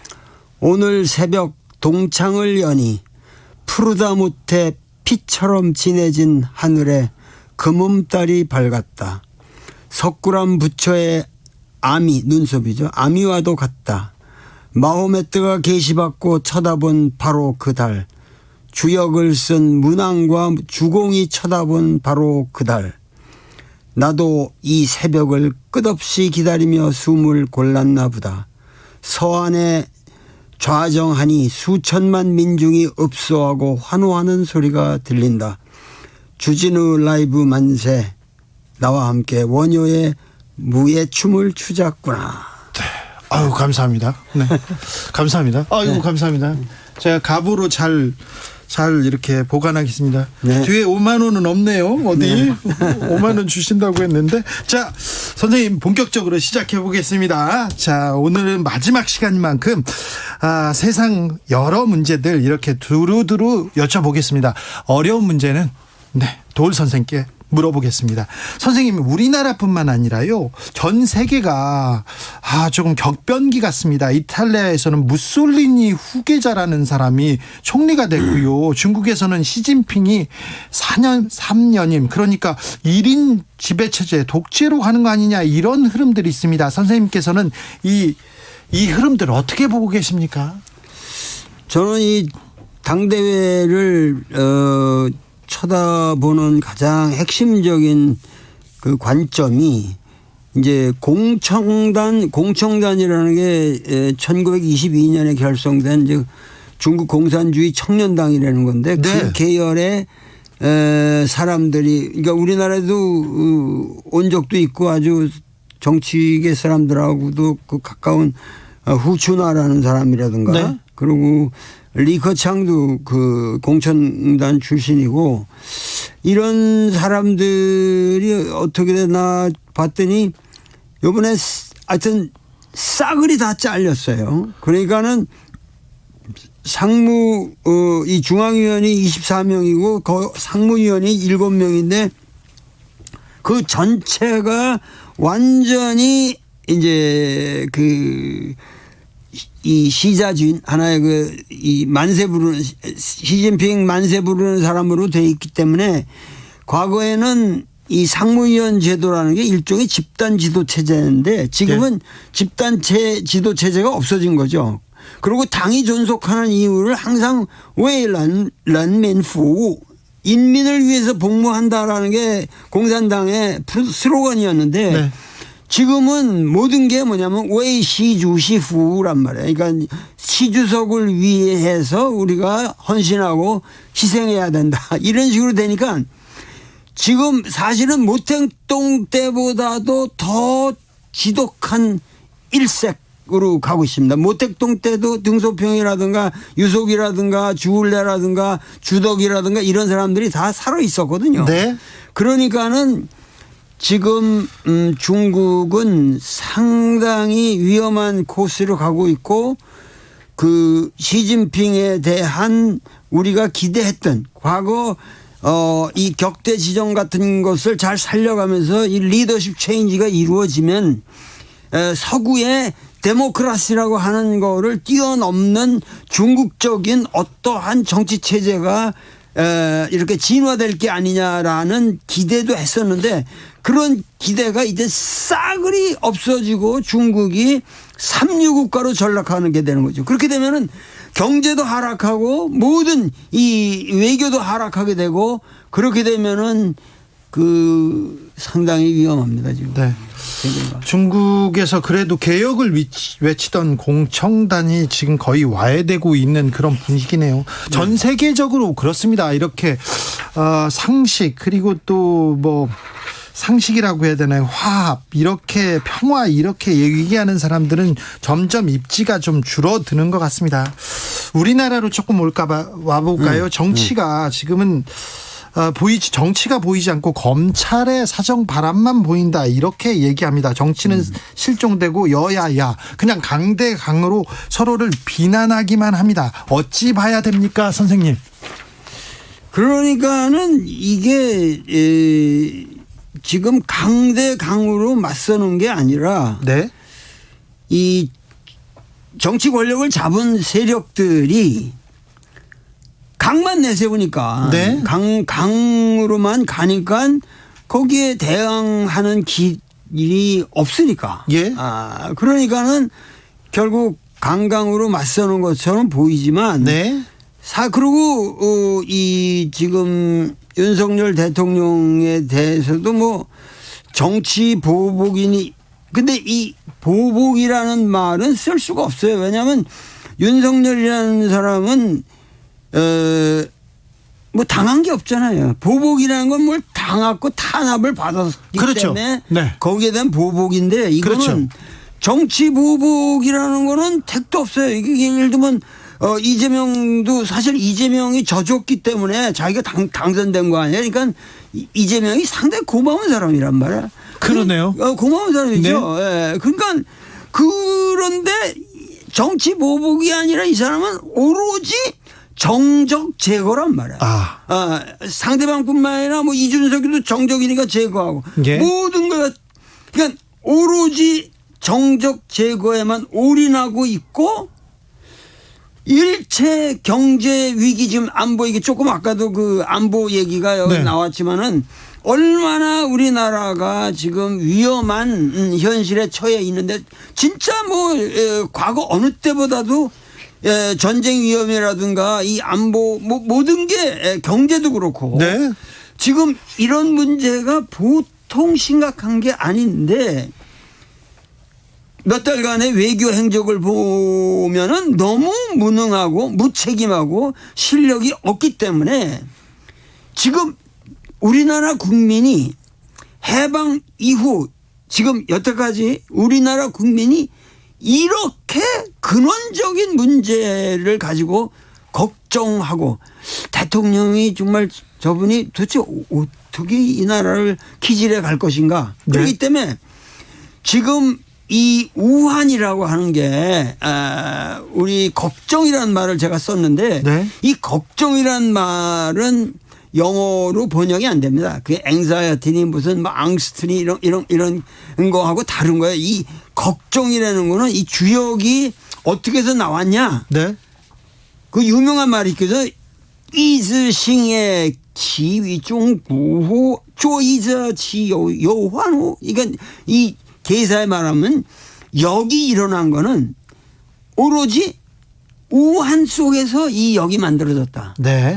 그러면서 하는 말이 이 은나라가 다 망해가는 말세에 오히려 주나라는 성덕을 이루었고 이때 문왕과 이 폭군주가 대결하면서 그 환란 속에서 모든 사람이 우한 의식에 있을 때 이 역이 만들어졌다. 그런데 그러기 때문에 이 주역의 언어는 매우 위태롭다고 그랬어요. 네. 굉장히 위태로운데 그 위태로움을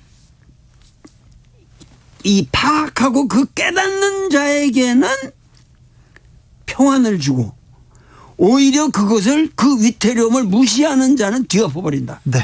그러면서 한마디가 뭐냐면 구의종시라고 그랬거든요. 뭐냐면 윤석열 대통령한테 말씀드린다면 대통령 돼서부터 네. 그 시작부터 그 끝날 때까지 오로지 두려운 마음으로 임하라. 예.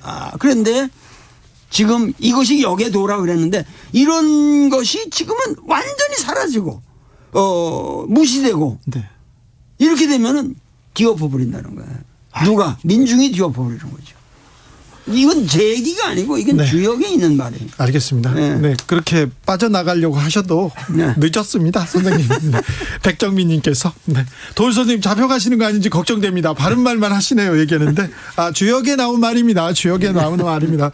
선생님, 윤석열 대통령이 어제 그제 국회에서 시정연설을 했어요. 그런데 야당은 참석하지 않았고요. 반쪽짜리 이렇게 연설이었다 얘기가 있고요. 헌정사 관행 무너졌다. 윤석열 대통령은 또 야당을 향해서 비판하는 이런 그 얘기도 했습니다. 이렇게 여도 야도 이렇게 그냥 마주 달리는 기차 같습니다. 이 협치, 정치의 실종 어디부터 잘못된 걸까요?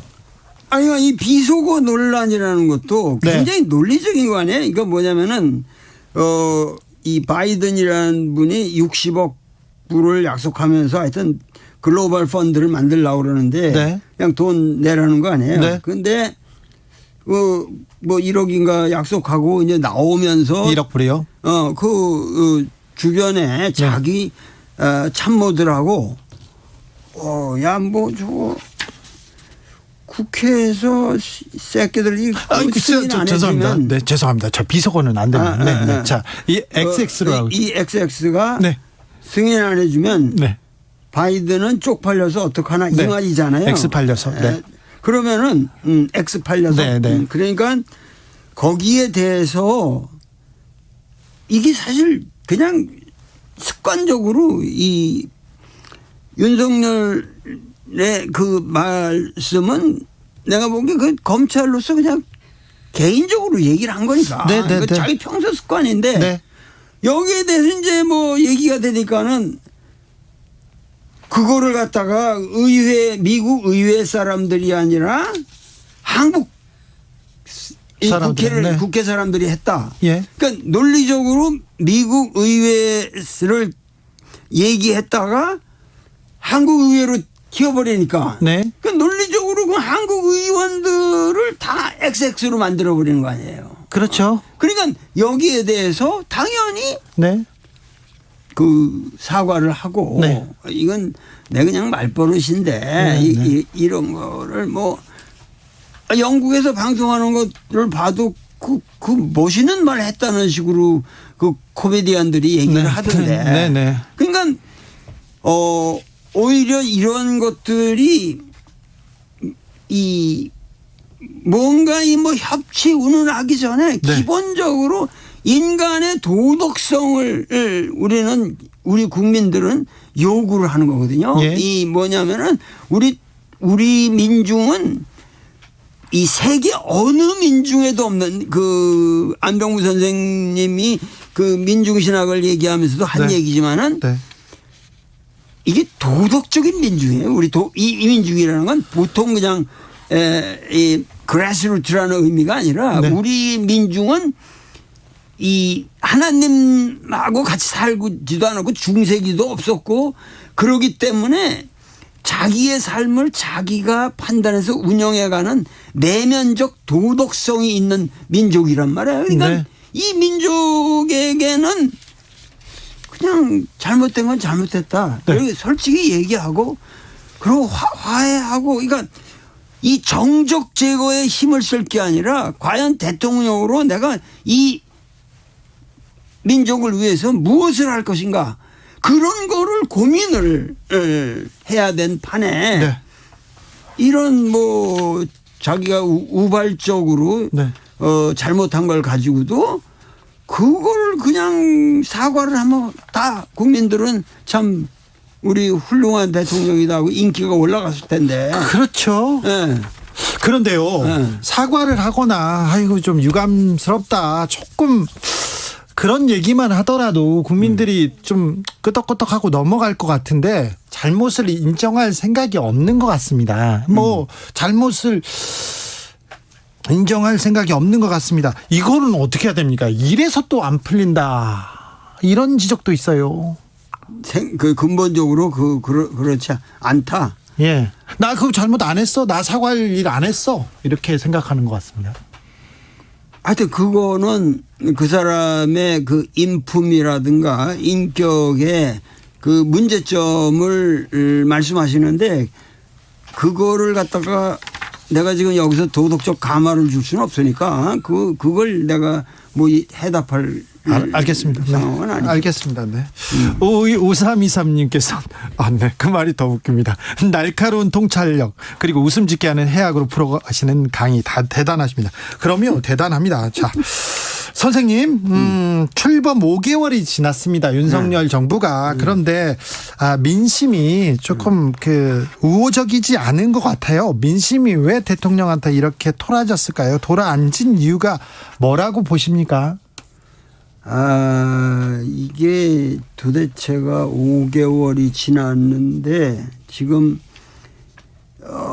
이 피로감을 호소하는 목소리들, 네, 그런 거를 들으면서 이거 제가 최근에도 그 전라도를 다녀왔는데요. 네, 하여튼 이 모든 사람들이 이렇게 피눈물 나는 걱정을 저한테 하더란 말이에요. 그래서 저는 그 주역에 술의 준꾀라는 괴가 있는데 네. 이게 세 번째 괴거든요. 술이요? 술의 준꾀. 네. 준꾀가 이렇게 아주 새싹이 어려운 이렇게 흙덩어리를 제치고 나오는 모습인데 네. 굉장히 갓난 이 어려움을 나타내는 그런 괴인데 네. 거기 마지막에 승마반여 읍혈연여라는 말이 있어요. 네. 그거 뭐냐면은 정말 이 말을 타고 이렇게 어슬렁어슬렁 가면서 되돌아보고 봐도 이 피눈물이 이 뺨에 계속 흐른다. 이런 그 표현이 있는데 결국 우리 국민들이 지금 읍혈연여라고 하는 이 말에 해당되는 그 심정에 전부 지금 빠져 있다. 그래서 저는 이러한 상황에서 지금 이 윤석열 정부가 이러한 국민의 소리를 근원적으로 정말 국민들이 겉으로는 이렇게 하지만 이건 보수다 진보다 이런 걸 떠나서 이 나라가 지금 잘못되어 가고 있다는 것에 대한 그리고 우리의 미래를 개척하는 근원적인 문제에 대한 이 비전이 보이지 않는다. 네. 그러니까는 그야말로 읍혈연여를 하고 있는 이 피눈물을 흘리고 있는 이 시대에 저는 T.S. 엘리어트의 4월은 잔인한 달 황무지라는 시가 생각이 나요. 네.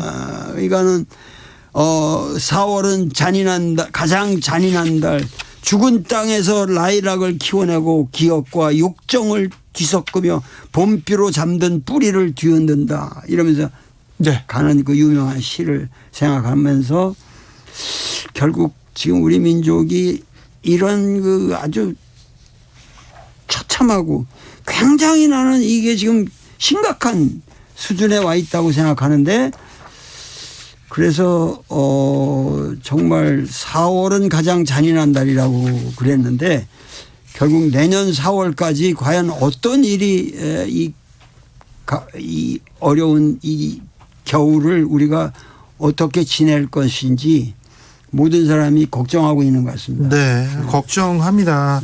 경제 위기, 안보 위기, 우리는 어떻게 되는 건지 걱정합니다. 지금 잘 가고 있는지, 이런 고민은 없었던 것 같은데 진짜 나라는 지금 잘 가고 있는지 그런 걱정까지 계속됩니다. 그런데 기회가 있을 때마다 윤석열 대통령 자유와 법치주의를 이렇게 외칩니다.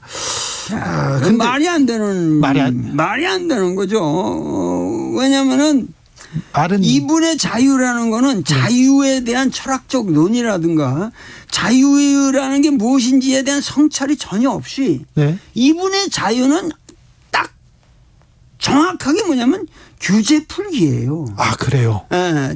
그 국민의 자유라는 거를 이 사람은 얘기한 적이 없어요. 왜냐하면 규제 풀기고 그것은 뭐냐면은 장사꾼들이 마음껏 돈 벌어라 하는 자유거든요. 그러면서 모든 국민들의 삶에 아주 공적인 사업들, 뭐 전기, 뭐 수도, 네. 의료, 뭐 하다못해 이런 거 앞으로 공항, 뭐 모든 걸 다 지금 민영화하려는 자유거든요. 이분이 말하는 자유라는 거는. 네. 그러니까는 지금 앞으로 정치를 잘한다 못한다를 떠나서 국가가 근원적으로 지금 거덜나게 생겼다는 거예요. 아직 민영화가 되고 있지는 않습니다. 안 되고 있지만 네. 이 전체적 비전이 네. 신자유주의뿐만 아니라 그러니까 이번에 트러스가 물러나게 된 것도 네. 그분이 세처를 존중해가지고 존경해가지고 네. 세처리즘적인 방식으로 네. 해보려고 그랬다가 그렇죠. 전혀 이게 안 맥힌단 말이에요. 그러니까 시대 정신을 제대로 못 읽은 건데. 그렇죠. 지금 우리 윤석열 대통령은 시대 정신을 세처리즘 스타일의 레이거노믹스니 이런 거. 그러니까 이게 전부가 뭐냐면은 그 양반 누구지? 우리 대통령 이명박 대통령. 네. 지금 거느리는 사람들도 전부 이명박 대통령 시절에 이명박 대통령의 그런 방식으로 이 경제를 운영하고자 하는 그런 사람들이 지금 들어서고 있고 이분도 뭐 자기 프리드만의 책을 읽었다 네. 그러면서 이거는 나는 이 자유라는 것은 네. 이 민주주의는 자유로 이루어지는 것이 아니고 예. 민주주의 기본은 뭐냐면 어떻게 성숙한 시민들이 코오퍼레이션 하느냐 하는 이건 굉장히 고도의 게임이거든요. 네. 이거를 그냥 자유라는 개념에서 누구나 자유롭다. 그러면 그건 민주주의가 아니라 그건 엄청난 혼란을 가져오는 잘못된 정치 체제인데 네. 그리고 이 사람 자유뿐만 예. 아니라 항상 외치는 게 법치란 말이에요. 네네. 법치라는 거는 눈을 가리고 디케 여인 보면은 한쪽에 칼을 들고 한쪽에 저울을 들고 네. 눈을 가리고 공평하게 네. 이 법치의 핵심은 저스티스고 저스티스는 공평한 거란 말이에요. 네. 그 정의의 여신 디케의 그러한 모습과는 반대로 이 사람의 법치는 검찰 독주란 말이에요. 검찰 독주. 이게 법치와는 전혀 관계없는 소위 말해서 프리드만식의 신자유주의와 검찰 독주. 네. 이것이 지금 우리가 당면하고 있는 문제인데 이것은 뭐냐면은 너무도 무능력하기 때문에 그 무능력을 이렇게 뭐라 그래요? 캄프라치 한다고 그러면 뭐 이렇게 네네. 뒤덮기 위해서 네. 이런 방식으로 세상을 몰아가고 있다. 네. 알겠습니다. 네. 지금 자유와 법치, 윤석열 대통령의 자유와 법치를 이렇게 해석해 주셨는데 이게 주역에 나오진 않죠? 주역에 나온다고 해야 될 것 같은데 너무 강력한 발언이어서. 주역에 나와요 이런 게. 이렇게 나옵니까? 네, 거기에 좀 소원교회도 있고 네. 자유라는 게 얼마나 잘못된 개념인가 하는 우리가 자유 그러지만 네, 자유라는 게 얼마나 잘못된 그거 나와요. 알겠습니다. 네. 주역이 나온답니다. 그 윤석열 대통령이 다른 또 정신을 얘기한 적이 있습니다. 새마을운동 정신이 내 정치 비전과 정확히 일치한다 이런 얘기를 하셨어요. 네. 네. 지금은 새마을운동을 할 때는 아니죠. 지금 전 세계를 지금 중국도 그렇고 지금 많은 사람들이 중국도 무솔리니 뭐가 어디 하고 뭐 이태리도 어디 뭐 브라질이고 뭐 세상이 다 이렇게 망가지고 있는데 우리도 뭐 망가져도 뭐 어떠냐 이런 식으로 잘못 생각하시는 고루한 분들 계시는데 사실은 우리는 그동안 참 모범적으로 잘해왔어요. 네. 그래서 모든 사람들이 지금 한국에 오고 싶어하고 내가 대사급 사람들하고 얘기를 해봐도 전부 한국에 와서 대사로 오는 거를 그렇게 선호한다는 거예요. 예. 그만큼 일상적인 삶의 생활에 있어서 한국이라는 게 그렇게 칭찬을 받고 다들 선모의 대상이 되는데 결국은 지금 우리가 해야 될 것은 이게 세계가 위기다 이런 걸 걱정하지 말고 전 세계를 우리가 리드할 수 있는 정치를 해야 되고 그럼요. 이 지금 남북 문제도 우리가 이렇게 엄청난 대치와 이런 비극적인 핵실험이 오가는 상황에서도 우리 민족은 이런 것을 슬기롭게 극복해 나간다고 하는 그 모범을 보이고 그것이 우리가 지금 해야 할 정치의 아주 정답 아니에요. 정치인이라면 지도자라면 거기에 대한 비전을 줘야죠. 그렇죠. 그걸 해야죠. 그런데요. 국민의 목소리를 몰라도요. 조금 보수적인 사람들 목소리를 많이 듣는 것 같습니다. 윤 대통령 10월 25일 날 박정희 전 대통령 묘소 이렇게 참배했고요. 그다음에 정진석 비대위원장은 노태우 전 대통령 추도식에도 갔고요. 그리고 보수적인 얘기를 계속 얘기합니다. 그리고 종북 얘기도 하고 이렇게 보수 지지층 보수에만 이렇게 호소하는 것 같아 보입니다. 그러니까는 이게 소위 말해서 아예 이 지지율 이런 조사가 아예 없으면 난 좋을 것 같은데 그게 있으니까 그 20몇 프로밖에 안 되니까 불안하단 말이에요. 지금 내가 아까 잔인한 4월 얘기도 했지만 이런 모든 상황이 지금 이렇게 휘몰아 가니까 야 이거 큰일 났다 이러면 그냥 강성으로 이 우파적인 냄새를 그냥 피게 되면은 한 30%라도 검찰 세력하고 검찰의 이런 거하고 해서 이 30%만이라도 꽉 잡을 수 있지 않냐. 그러면은 촛불 혁명 같은 그런 비극은 우리가 남길 수 있다. 요게 지금 계산이거든요.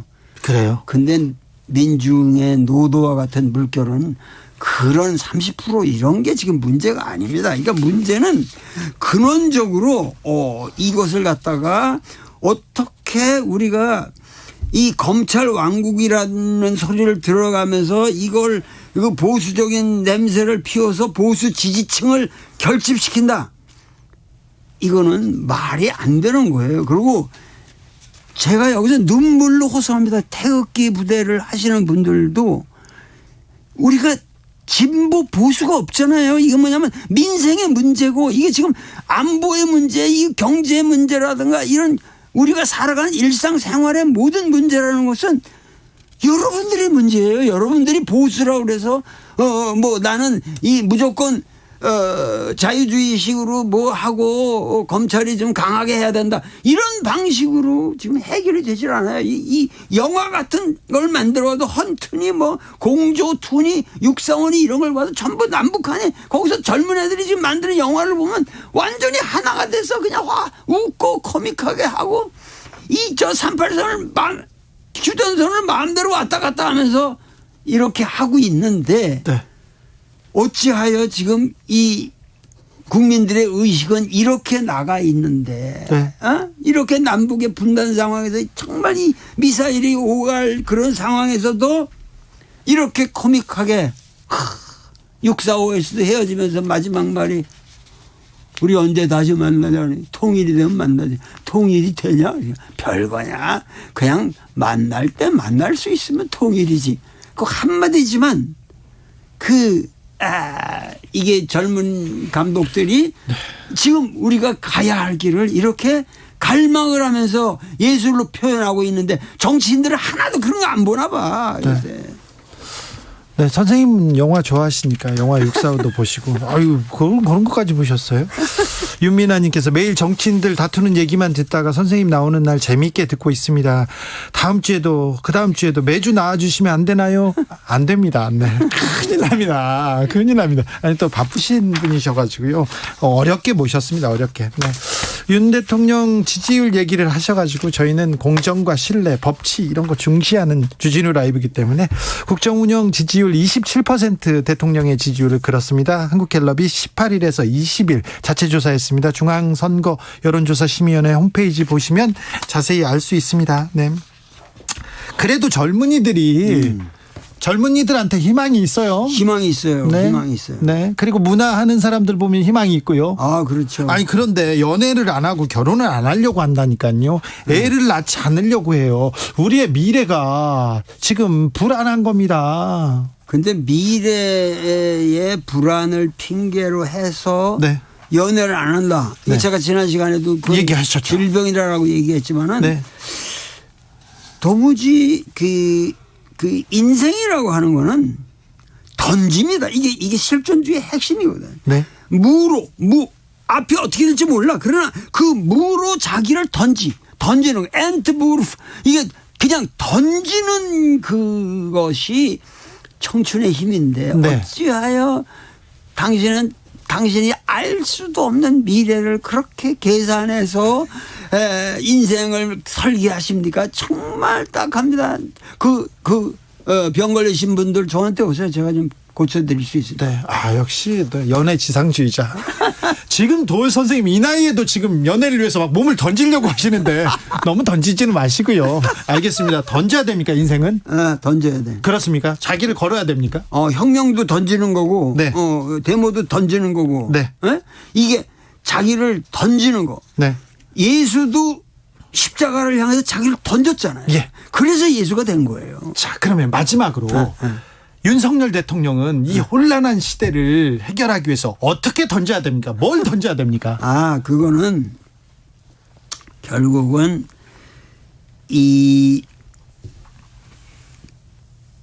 주역에 뭐라고 그랬냐면 건꾀가 이제 가장 사람들이 주역하면은 많이 생각하는 거란 말이에요. 그러니까 예. 처음에 잠룡 무룡 잠룡은 함부로 너 나타나지 마라. 물에 잠긴 용으로부터 시작해서 혈룡 이 밭으로 나왔다가 그다음에 양룡 튀었다가 그다음에 비룡 그래가지고 이제 쭉 항룡으로 올라가는데 지금 윤석열 대통령은 자기는 비룡이다라고 생각하겠죠. 네. 그리고 그 사모님도 그 확실하게 그렇게 생각하고 있죠. 우리는 비룡제천 하늘에 떠 있다 이렇게 생각할 텐데 이 구호의 비룡제천이란 말에 조건이 있습니다. 네. 이게 하늘에 떠 있는 게 아니고 예. 이 땅에서 영양분을 받아서 날는 거란 말이에요. 이게. 네. 그러니까 이 영양분이 끊어지면 떨어져요 금방. 네. 비룡이라 그냥 나를 수가 없어요. 이게 저 성경이나 이런 거하고 아포칼립스하고 다른 거예요. 네. 그러니까는 여기에서 뭐라고 그러냐면 비룡제천 비룡이 나르는 용이 하늘에 있으려면 반드시 이견대인이라고 그랬거든. 네. 네가 대인을 만나서 그들에게 배울 수 있는 한도에서만 너는 비룡이다. 예. 그러니까 주변에 대인들이 있어야지. 근데 전부 소인들만 있어요 지금. 국민들이 지금 제일 불안해하는 게 왜 한결같이 소인들로만 정계를 메꾸려고 하느냐. 아니 법사님도 있고 스승님도 있고 그렇잖아요. 그러니까 그분들이 내가 보기에는 전부 소인들이죠. 아, 예. 대인이 아니라. 그래서 이견 대인이라는 게 뭐냐면 대인이라는 게 반드시 뭐 위대한 누가 아니라 정말 이 대인이라는 게 이 민중이 대인이다 이거야 나는. 아, 네. 그러니까 그들의 목소리를 들을 수 있는 한에 있어서만 너는 비룡이다. 그러니까 비룡이 그 소리를 못 들으면 낭룡이 되는 거야. 퍽퍽 떨어지는 거야. 낭룡이란 말이에요. 예. 그러니까는 하늘까지 올라가셨는데 네. 왜 떨어지려고 하십니까? 네. 왜 주변에 정적 제거에만 그렇게 힘을 쓰십니까? 그런 거 그 에너지를 내가 이 자리에서 하늘에 떠서 저 내려다볼 수 있는 위치까지 왔는데 이 위대한 자리에서 내가 무엇을 할 수 있는가 네. 이런 거를 고민하면서 피눈물 나는 국민의 마음을 헤아려 주시기를 부탁드립니다. 알겠습니다. 네. 선생님 다 이거 주역에 나오는 말이죠. 야, 주역에 나오는 말들. 제가 도울 주역 강의 열심히 읽었는데 모르겠던데요, 근데. 아니요. 다 나오는 말이죠. 다 나오는 말이가 아무 때나 이렇게 한번 딱 펼치면은 네. 그게 바로 점괘야. 알겠습니다. 네, 알겠습니다. 자, 도울 주역 강의. 오늘 세 번째 시간 이렇게 마쳤습니다. 이 책을 보면요, 잘 몰라요. 안 모르는데 주진우 라이브를 듣고 또 보지 않습니까? 그러면 또 이해가 됩니다. 보여지지. 그렇죠. 맞죠? 네, 맞습니다. 장인수님께서 선생님 너무 많이 웃었습니다. 요즘 웃을 일이 없는데 이거 중요한 얘기 하셨는데 감사합니다. 또 나오셔야 됩니다. 이렇게 얘기했는데 바쁘신 분이어가지고 네, 저희가 또 모시겠습니다. 선생님 건강하시고요. 네네네. 신묘한 특강 3부장 너무 감사했습니다. 네, 감사합니다. 네, 말씀 잘 들었습니다. 도울 선생님이었습니다. 교통정보센터 다녀오겠습니다. 김한나 씨. 네, 시각 교통정보입니다. 지금 서울 시내에서는 강변북로 일산 방면으로 동호대교에서 가양대교까지 밀리고요.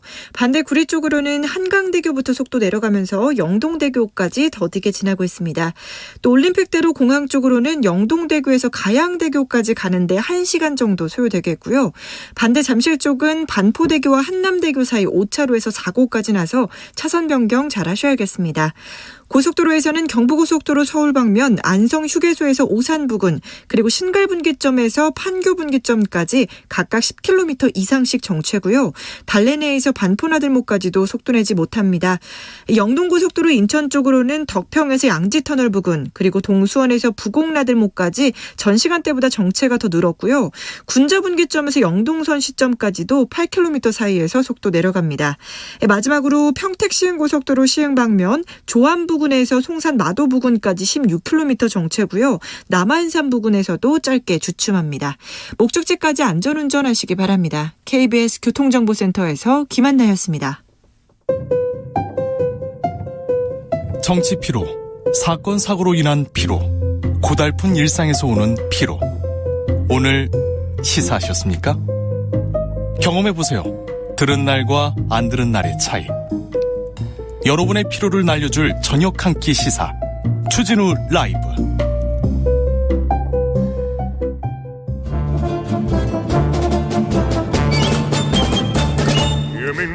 여기도 뉴스 저기도 뉴스 빡빡한 시사 뉴스 속에서 가슴이 답답할 때 뇌 휴식을 드리는 시간입니다.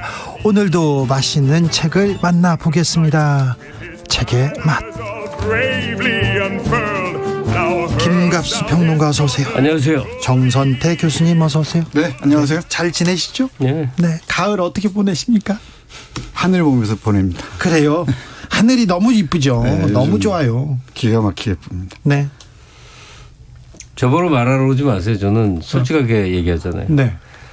요즘은 계절을 만끽할 기분이 도저히 안 드네요. 아, 그래요? 시사 뉴스 이거 네. 안 보려고 해도 하도 번잡하게 뉴스가 많으세요. 좀 고통스러워요. 왜 이런 얘기를 계속 듣고 전해야 되나 좀 죄송한 마음도 듭니다. 아, 참. 구분이 다 했나? 이런 생각이 듭니다. 아니요. 그래도 인생은 아름답고 역사는 발전하겠죠. 네. 자, 오늘 어떤 책으로 만나볼까요? 네, 요즘 제가 이게 환각인지 뭔지 모르겠는데 네. 이 총독의 유령을 만나고 있다는 생각을 조선 총독 얼핏 할 때가 있어요. 조선 그래요? 총독을 만나고 있다는 생각을 할 때가 있습니다. 이 혹시 기억하실지 모르겠는데 아베 노부유키라는 마지막 조선 총독이 있습니다. 네. 아베 노부유키 실제 인물입니다. 아, 예. 마지막 총독 이름이 아베였군요. 네. 아베 노부유키가 조선을 떠나면서 이런 말을 남기고 갑니다. 네, 아주 유명한 말이죠. 네, 먼저 읽어드리겠습니다. 우리는 비록 전쟁에서 패했지만 조선이 승리한 것은 아니다. 장담하건대 조선인이 제정신을 차리고 옛 영광을 되찾으려면 100년이 더 걸릴 것이다. 우리 일본은 조선인에게 총과 대포보다 더 무서운 식민 교육을 심어놨다. 조선인들은 서로 이간질하며 노예적 삶을 살 것이다. 그리고 나 아베 노부유키는 다시 돌아온다. I'll be back. 네. I'll be back. 진짜 무서운 말인데 무서운 말인데 이 말을 우리가 그냥 깨줘야 되는데 그러지 못한 것 같습니다. 근데 그 아베 노부유키의 유령과 그 친구들이 네. 이 돌아와서 지금 곳곳에 자신의 목소리를 내고 있는 것 같습니다. 일본 사람들은 떠났는데 더 일본적인 사람들이 거기 사람들이 막 권력을 쥐고 막 흔들었잖아요. 이 지하에서 이 아베 노부유키와 그 친구들 얼마나 흐뭇해하겠습니까? 아니, 책 얘기를 먼저 좀 합시다. 오늘 책 제목을 말을 안 하고. 네, 그래서 오늘 책을 골랐습니다. 총독의 소리입니다. 네. 최인훈 선생이 1967년부터 76년까지 뭐 기간은 9년 동안에 걸쳐 있는데요. 이 네 편의 그 총독의 소리라는 연작 소설을 씁니다. 네. 그 계기가 된 게 1965년 6월 22일 한일 기본 조약이었어요. 그래서 위기감을 느끼고 이거 안 되겠다 네. 해서 쓴 게 총독의 소리의 시작이었습니다. 그리고 그러니까 이 글이 쓰여진 시점이 1967년이라는 거는 일제 식민 강점에서 해방된 지 20년 남짓한 시점이란 얘기예요. 네. 그리고 이제 일본하고 국교 정상화가 이루어진 때고 네. 그러니까 재식민화에 대한 두려움이 굉장히 실제로 있었던 시절입니다. 그렇죠. 그래요? 예. 그때는요?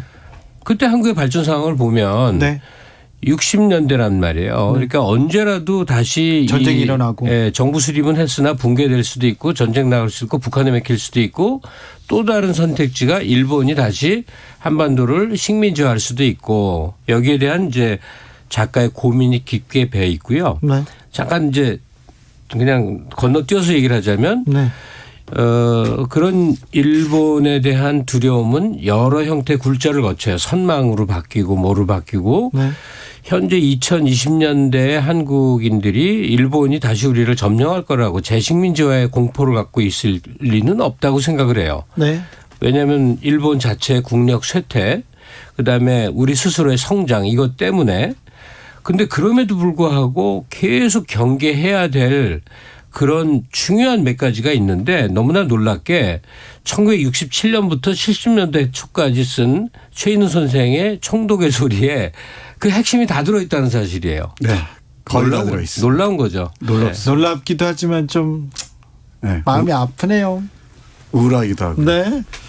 이 형식이 좀 파격적이고 좀 난해하다고 알려져 있습니다. 매우 조금 총독이 이 식민지 그 구식민지 제국과 전 세계에서 활동하고 있는 뭐 제국의 군인들과 밀정들 낭인들에게 보내는 방송 담화. 그러니까 지하 방송에 말을 옮긴 거죠.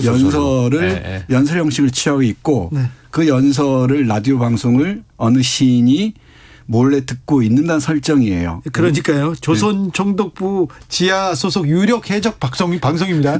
알제리 전선 자매 단체여서 막 전 세계적으로 연합해가지고 지금 게릴라 단체입니다. 거기서 지하 방송을 하고 있습니다. 그러니까 총독이 일본으로 건너가질 않은 거예요. 그렇죠. 여기 국내 어딘가 이제 잠복하면서 해방이 됐는데 지금 지하에서 지금 뭐 팟캐스트나 그런 걸 하고 있는 거예요. 그렇죠. 네. 재밌어요. 설정부터. 설정이 재밌습니다. 근데 또 난해하다고 하는데 형식은 파괴적이고요. 근데 제가 보니까 어느 대학의 뭐 고전으로 중학생들이 읽어야 고전으로 정해질 정도로 요즘에 많이 알려져 있는 것 같습니다. 네. 요즘 그 시험 문제 한두 번 나왔던 것 같아요. 그래서 이게 좀 알려진 것 같습니다. 이게 입시에 나왔어요. 네. 대학 입시는 아닌데 그 뭐 문학 수업에 문학 시험에 나와가지고 그래서 조금 알려졌어요. 저희는 대학교 때 읽고 굉장히 좀 충격적으로 받아들였는데 그런데 아무튼 요즘은 중고생 시험에 나오면은 열심히 읽습니다. 요새 시험에 나오면 다 읽습니다. 네. 그래서 맨 먼저 이 분단이야말로 우리 일본 제국의 최고의 선물이라는 얘기하고요. 네. 그리고 북한에는 자신의 천황제를 이어받은 김일성 천황이 지배하고 있고 이 남한에는 방공 보루로서 우리를 지켜주고 있고 그리고 둘이 이 내전을 벌이는 거죠. 싸우면서 우리에게 축복의 선물을 주고 있으니 얼마나 한반도의 분단이야말로 고마운 상황이냐라고 쭉 얘기를 이 얼마나 해나갑니다. 이렇게 요즘 말하면 뼈를 때리는 정말 진짜 이게 통찰 아닙니까?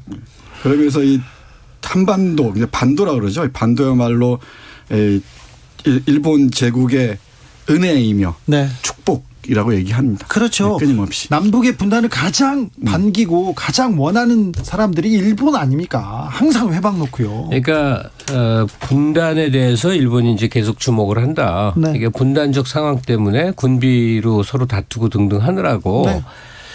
이 일본으로서는 상당히 반가운 입장이고 언제든 재식민지화의 토대가 여기에 있다. 그렇죠. 분단과 무력 충돌과 이 군사적 대립 상황. 한국 전쟁으로 일본이 전후 경제를 복구하고 일어선 거 아닙니까? 네, 그건 뭐 유명한 거죠. 네.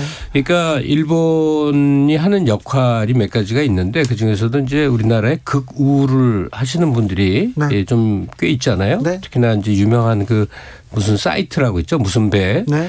거기에 가끔씩 제가 직접 가본 건 아니고 누가 옮겨옵니다. 일반 사이트로. 그러면 놀라운 막 통계나 굉장히 정교한 글들이 많이 올라오고. 맞아요.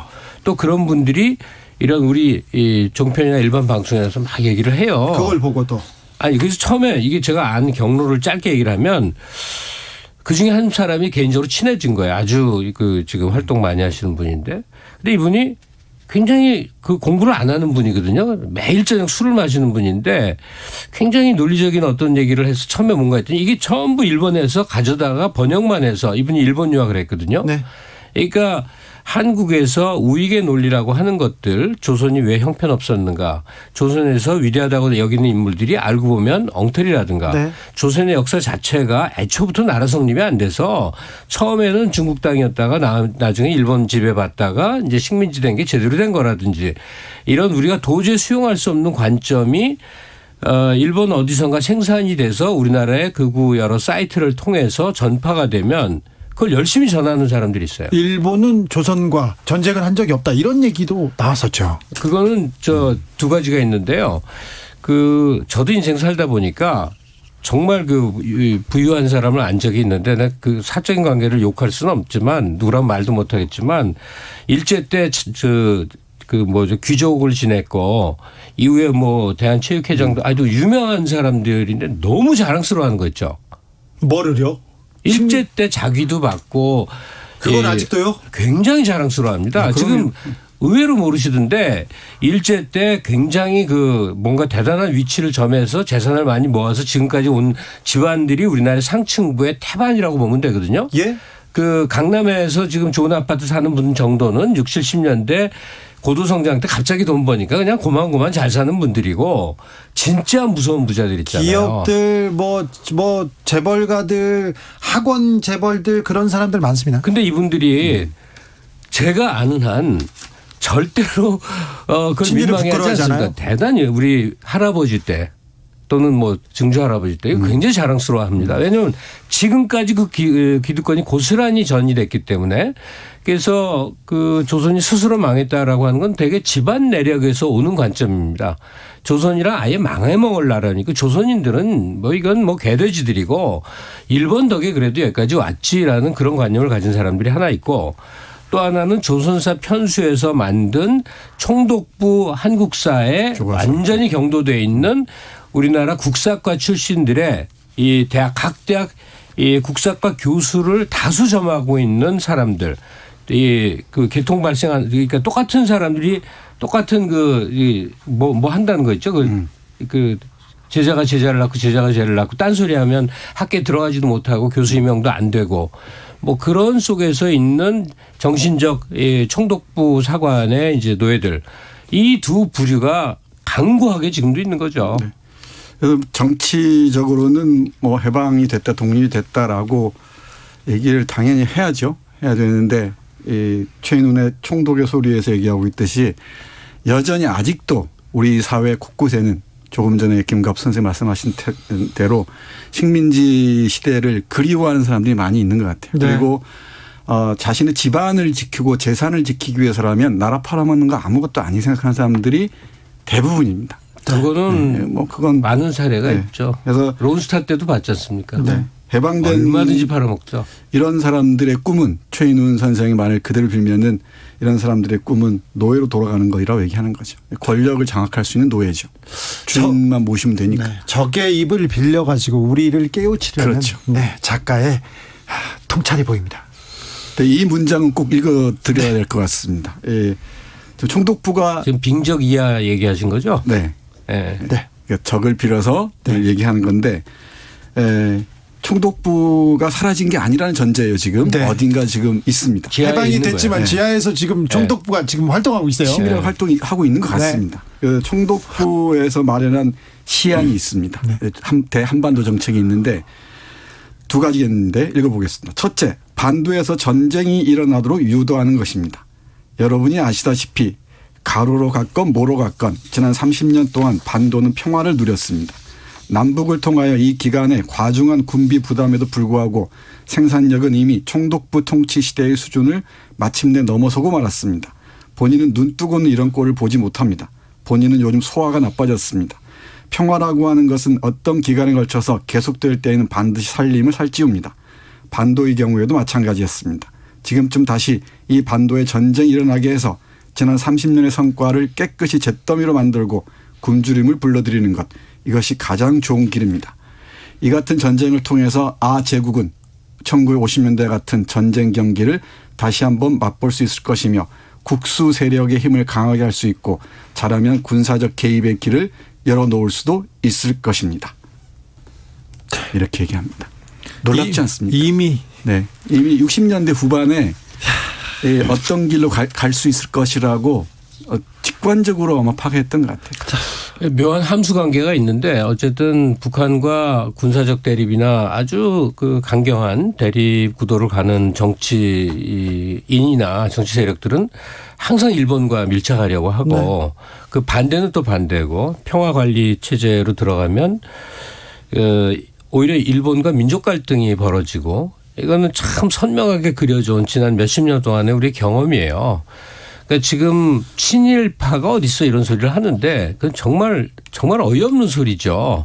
정책 이득을 위해서 또는 정신적으로 이렇게 경도된 어떤 걸 위해서 우리 그걸 이제 옛날 요즘 안 쓰는 말인데 매판이라고 그러죠. 나라 팔아먹는 거죠. 그런 집단이 얼마든지 지금도 존재하고 그런 행동이 벌어지고 심지어 유력 정치인이 조선조나 우리 선조를 모욕해야만 일제 지배가 정당화되기 때문에 일본의 극우들이 하는데 그 유력 정치인들이 지금도 백주대낮에 그런 얘기를 합니다. 그러면서 국민들에게 호통을 쳐요. 공부 좀 하라고.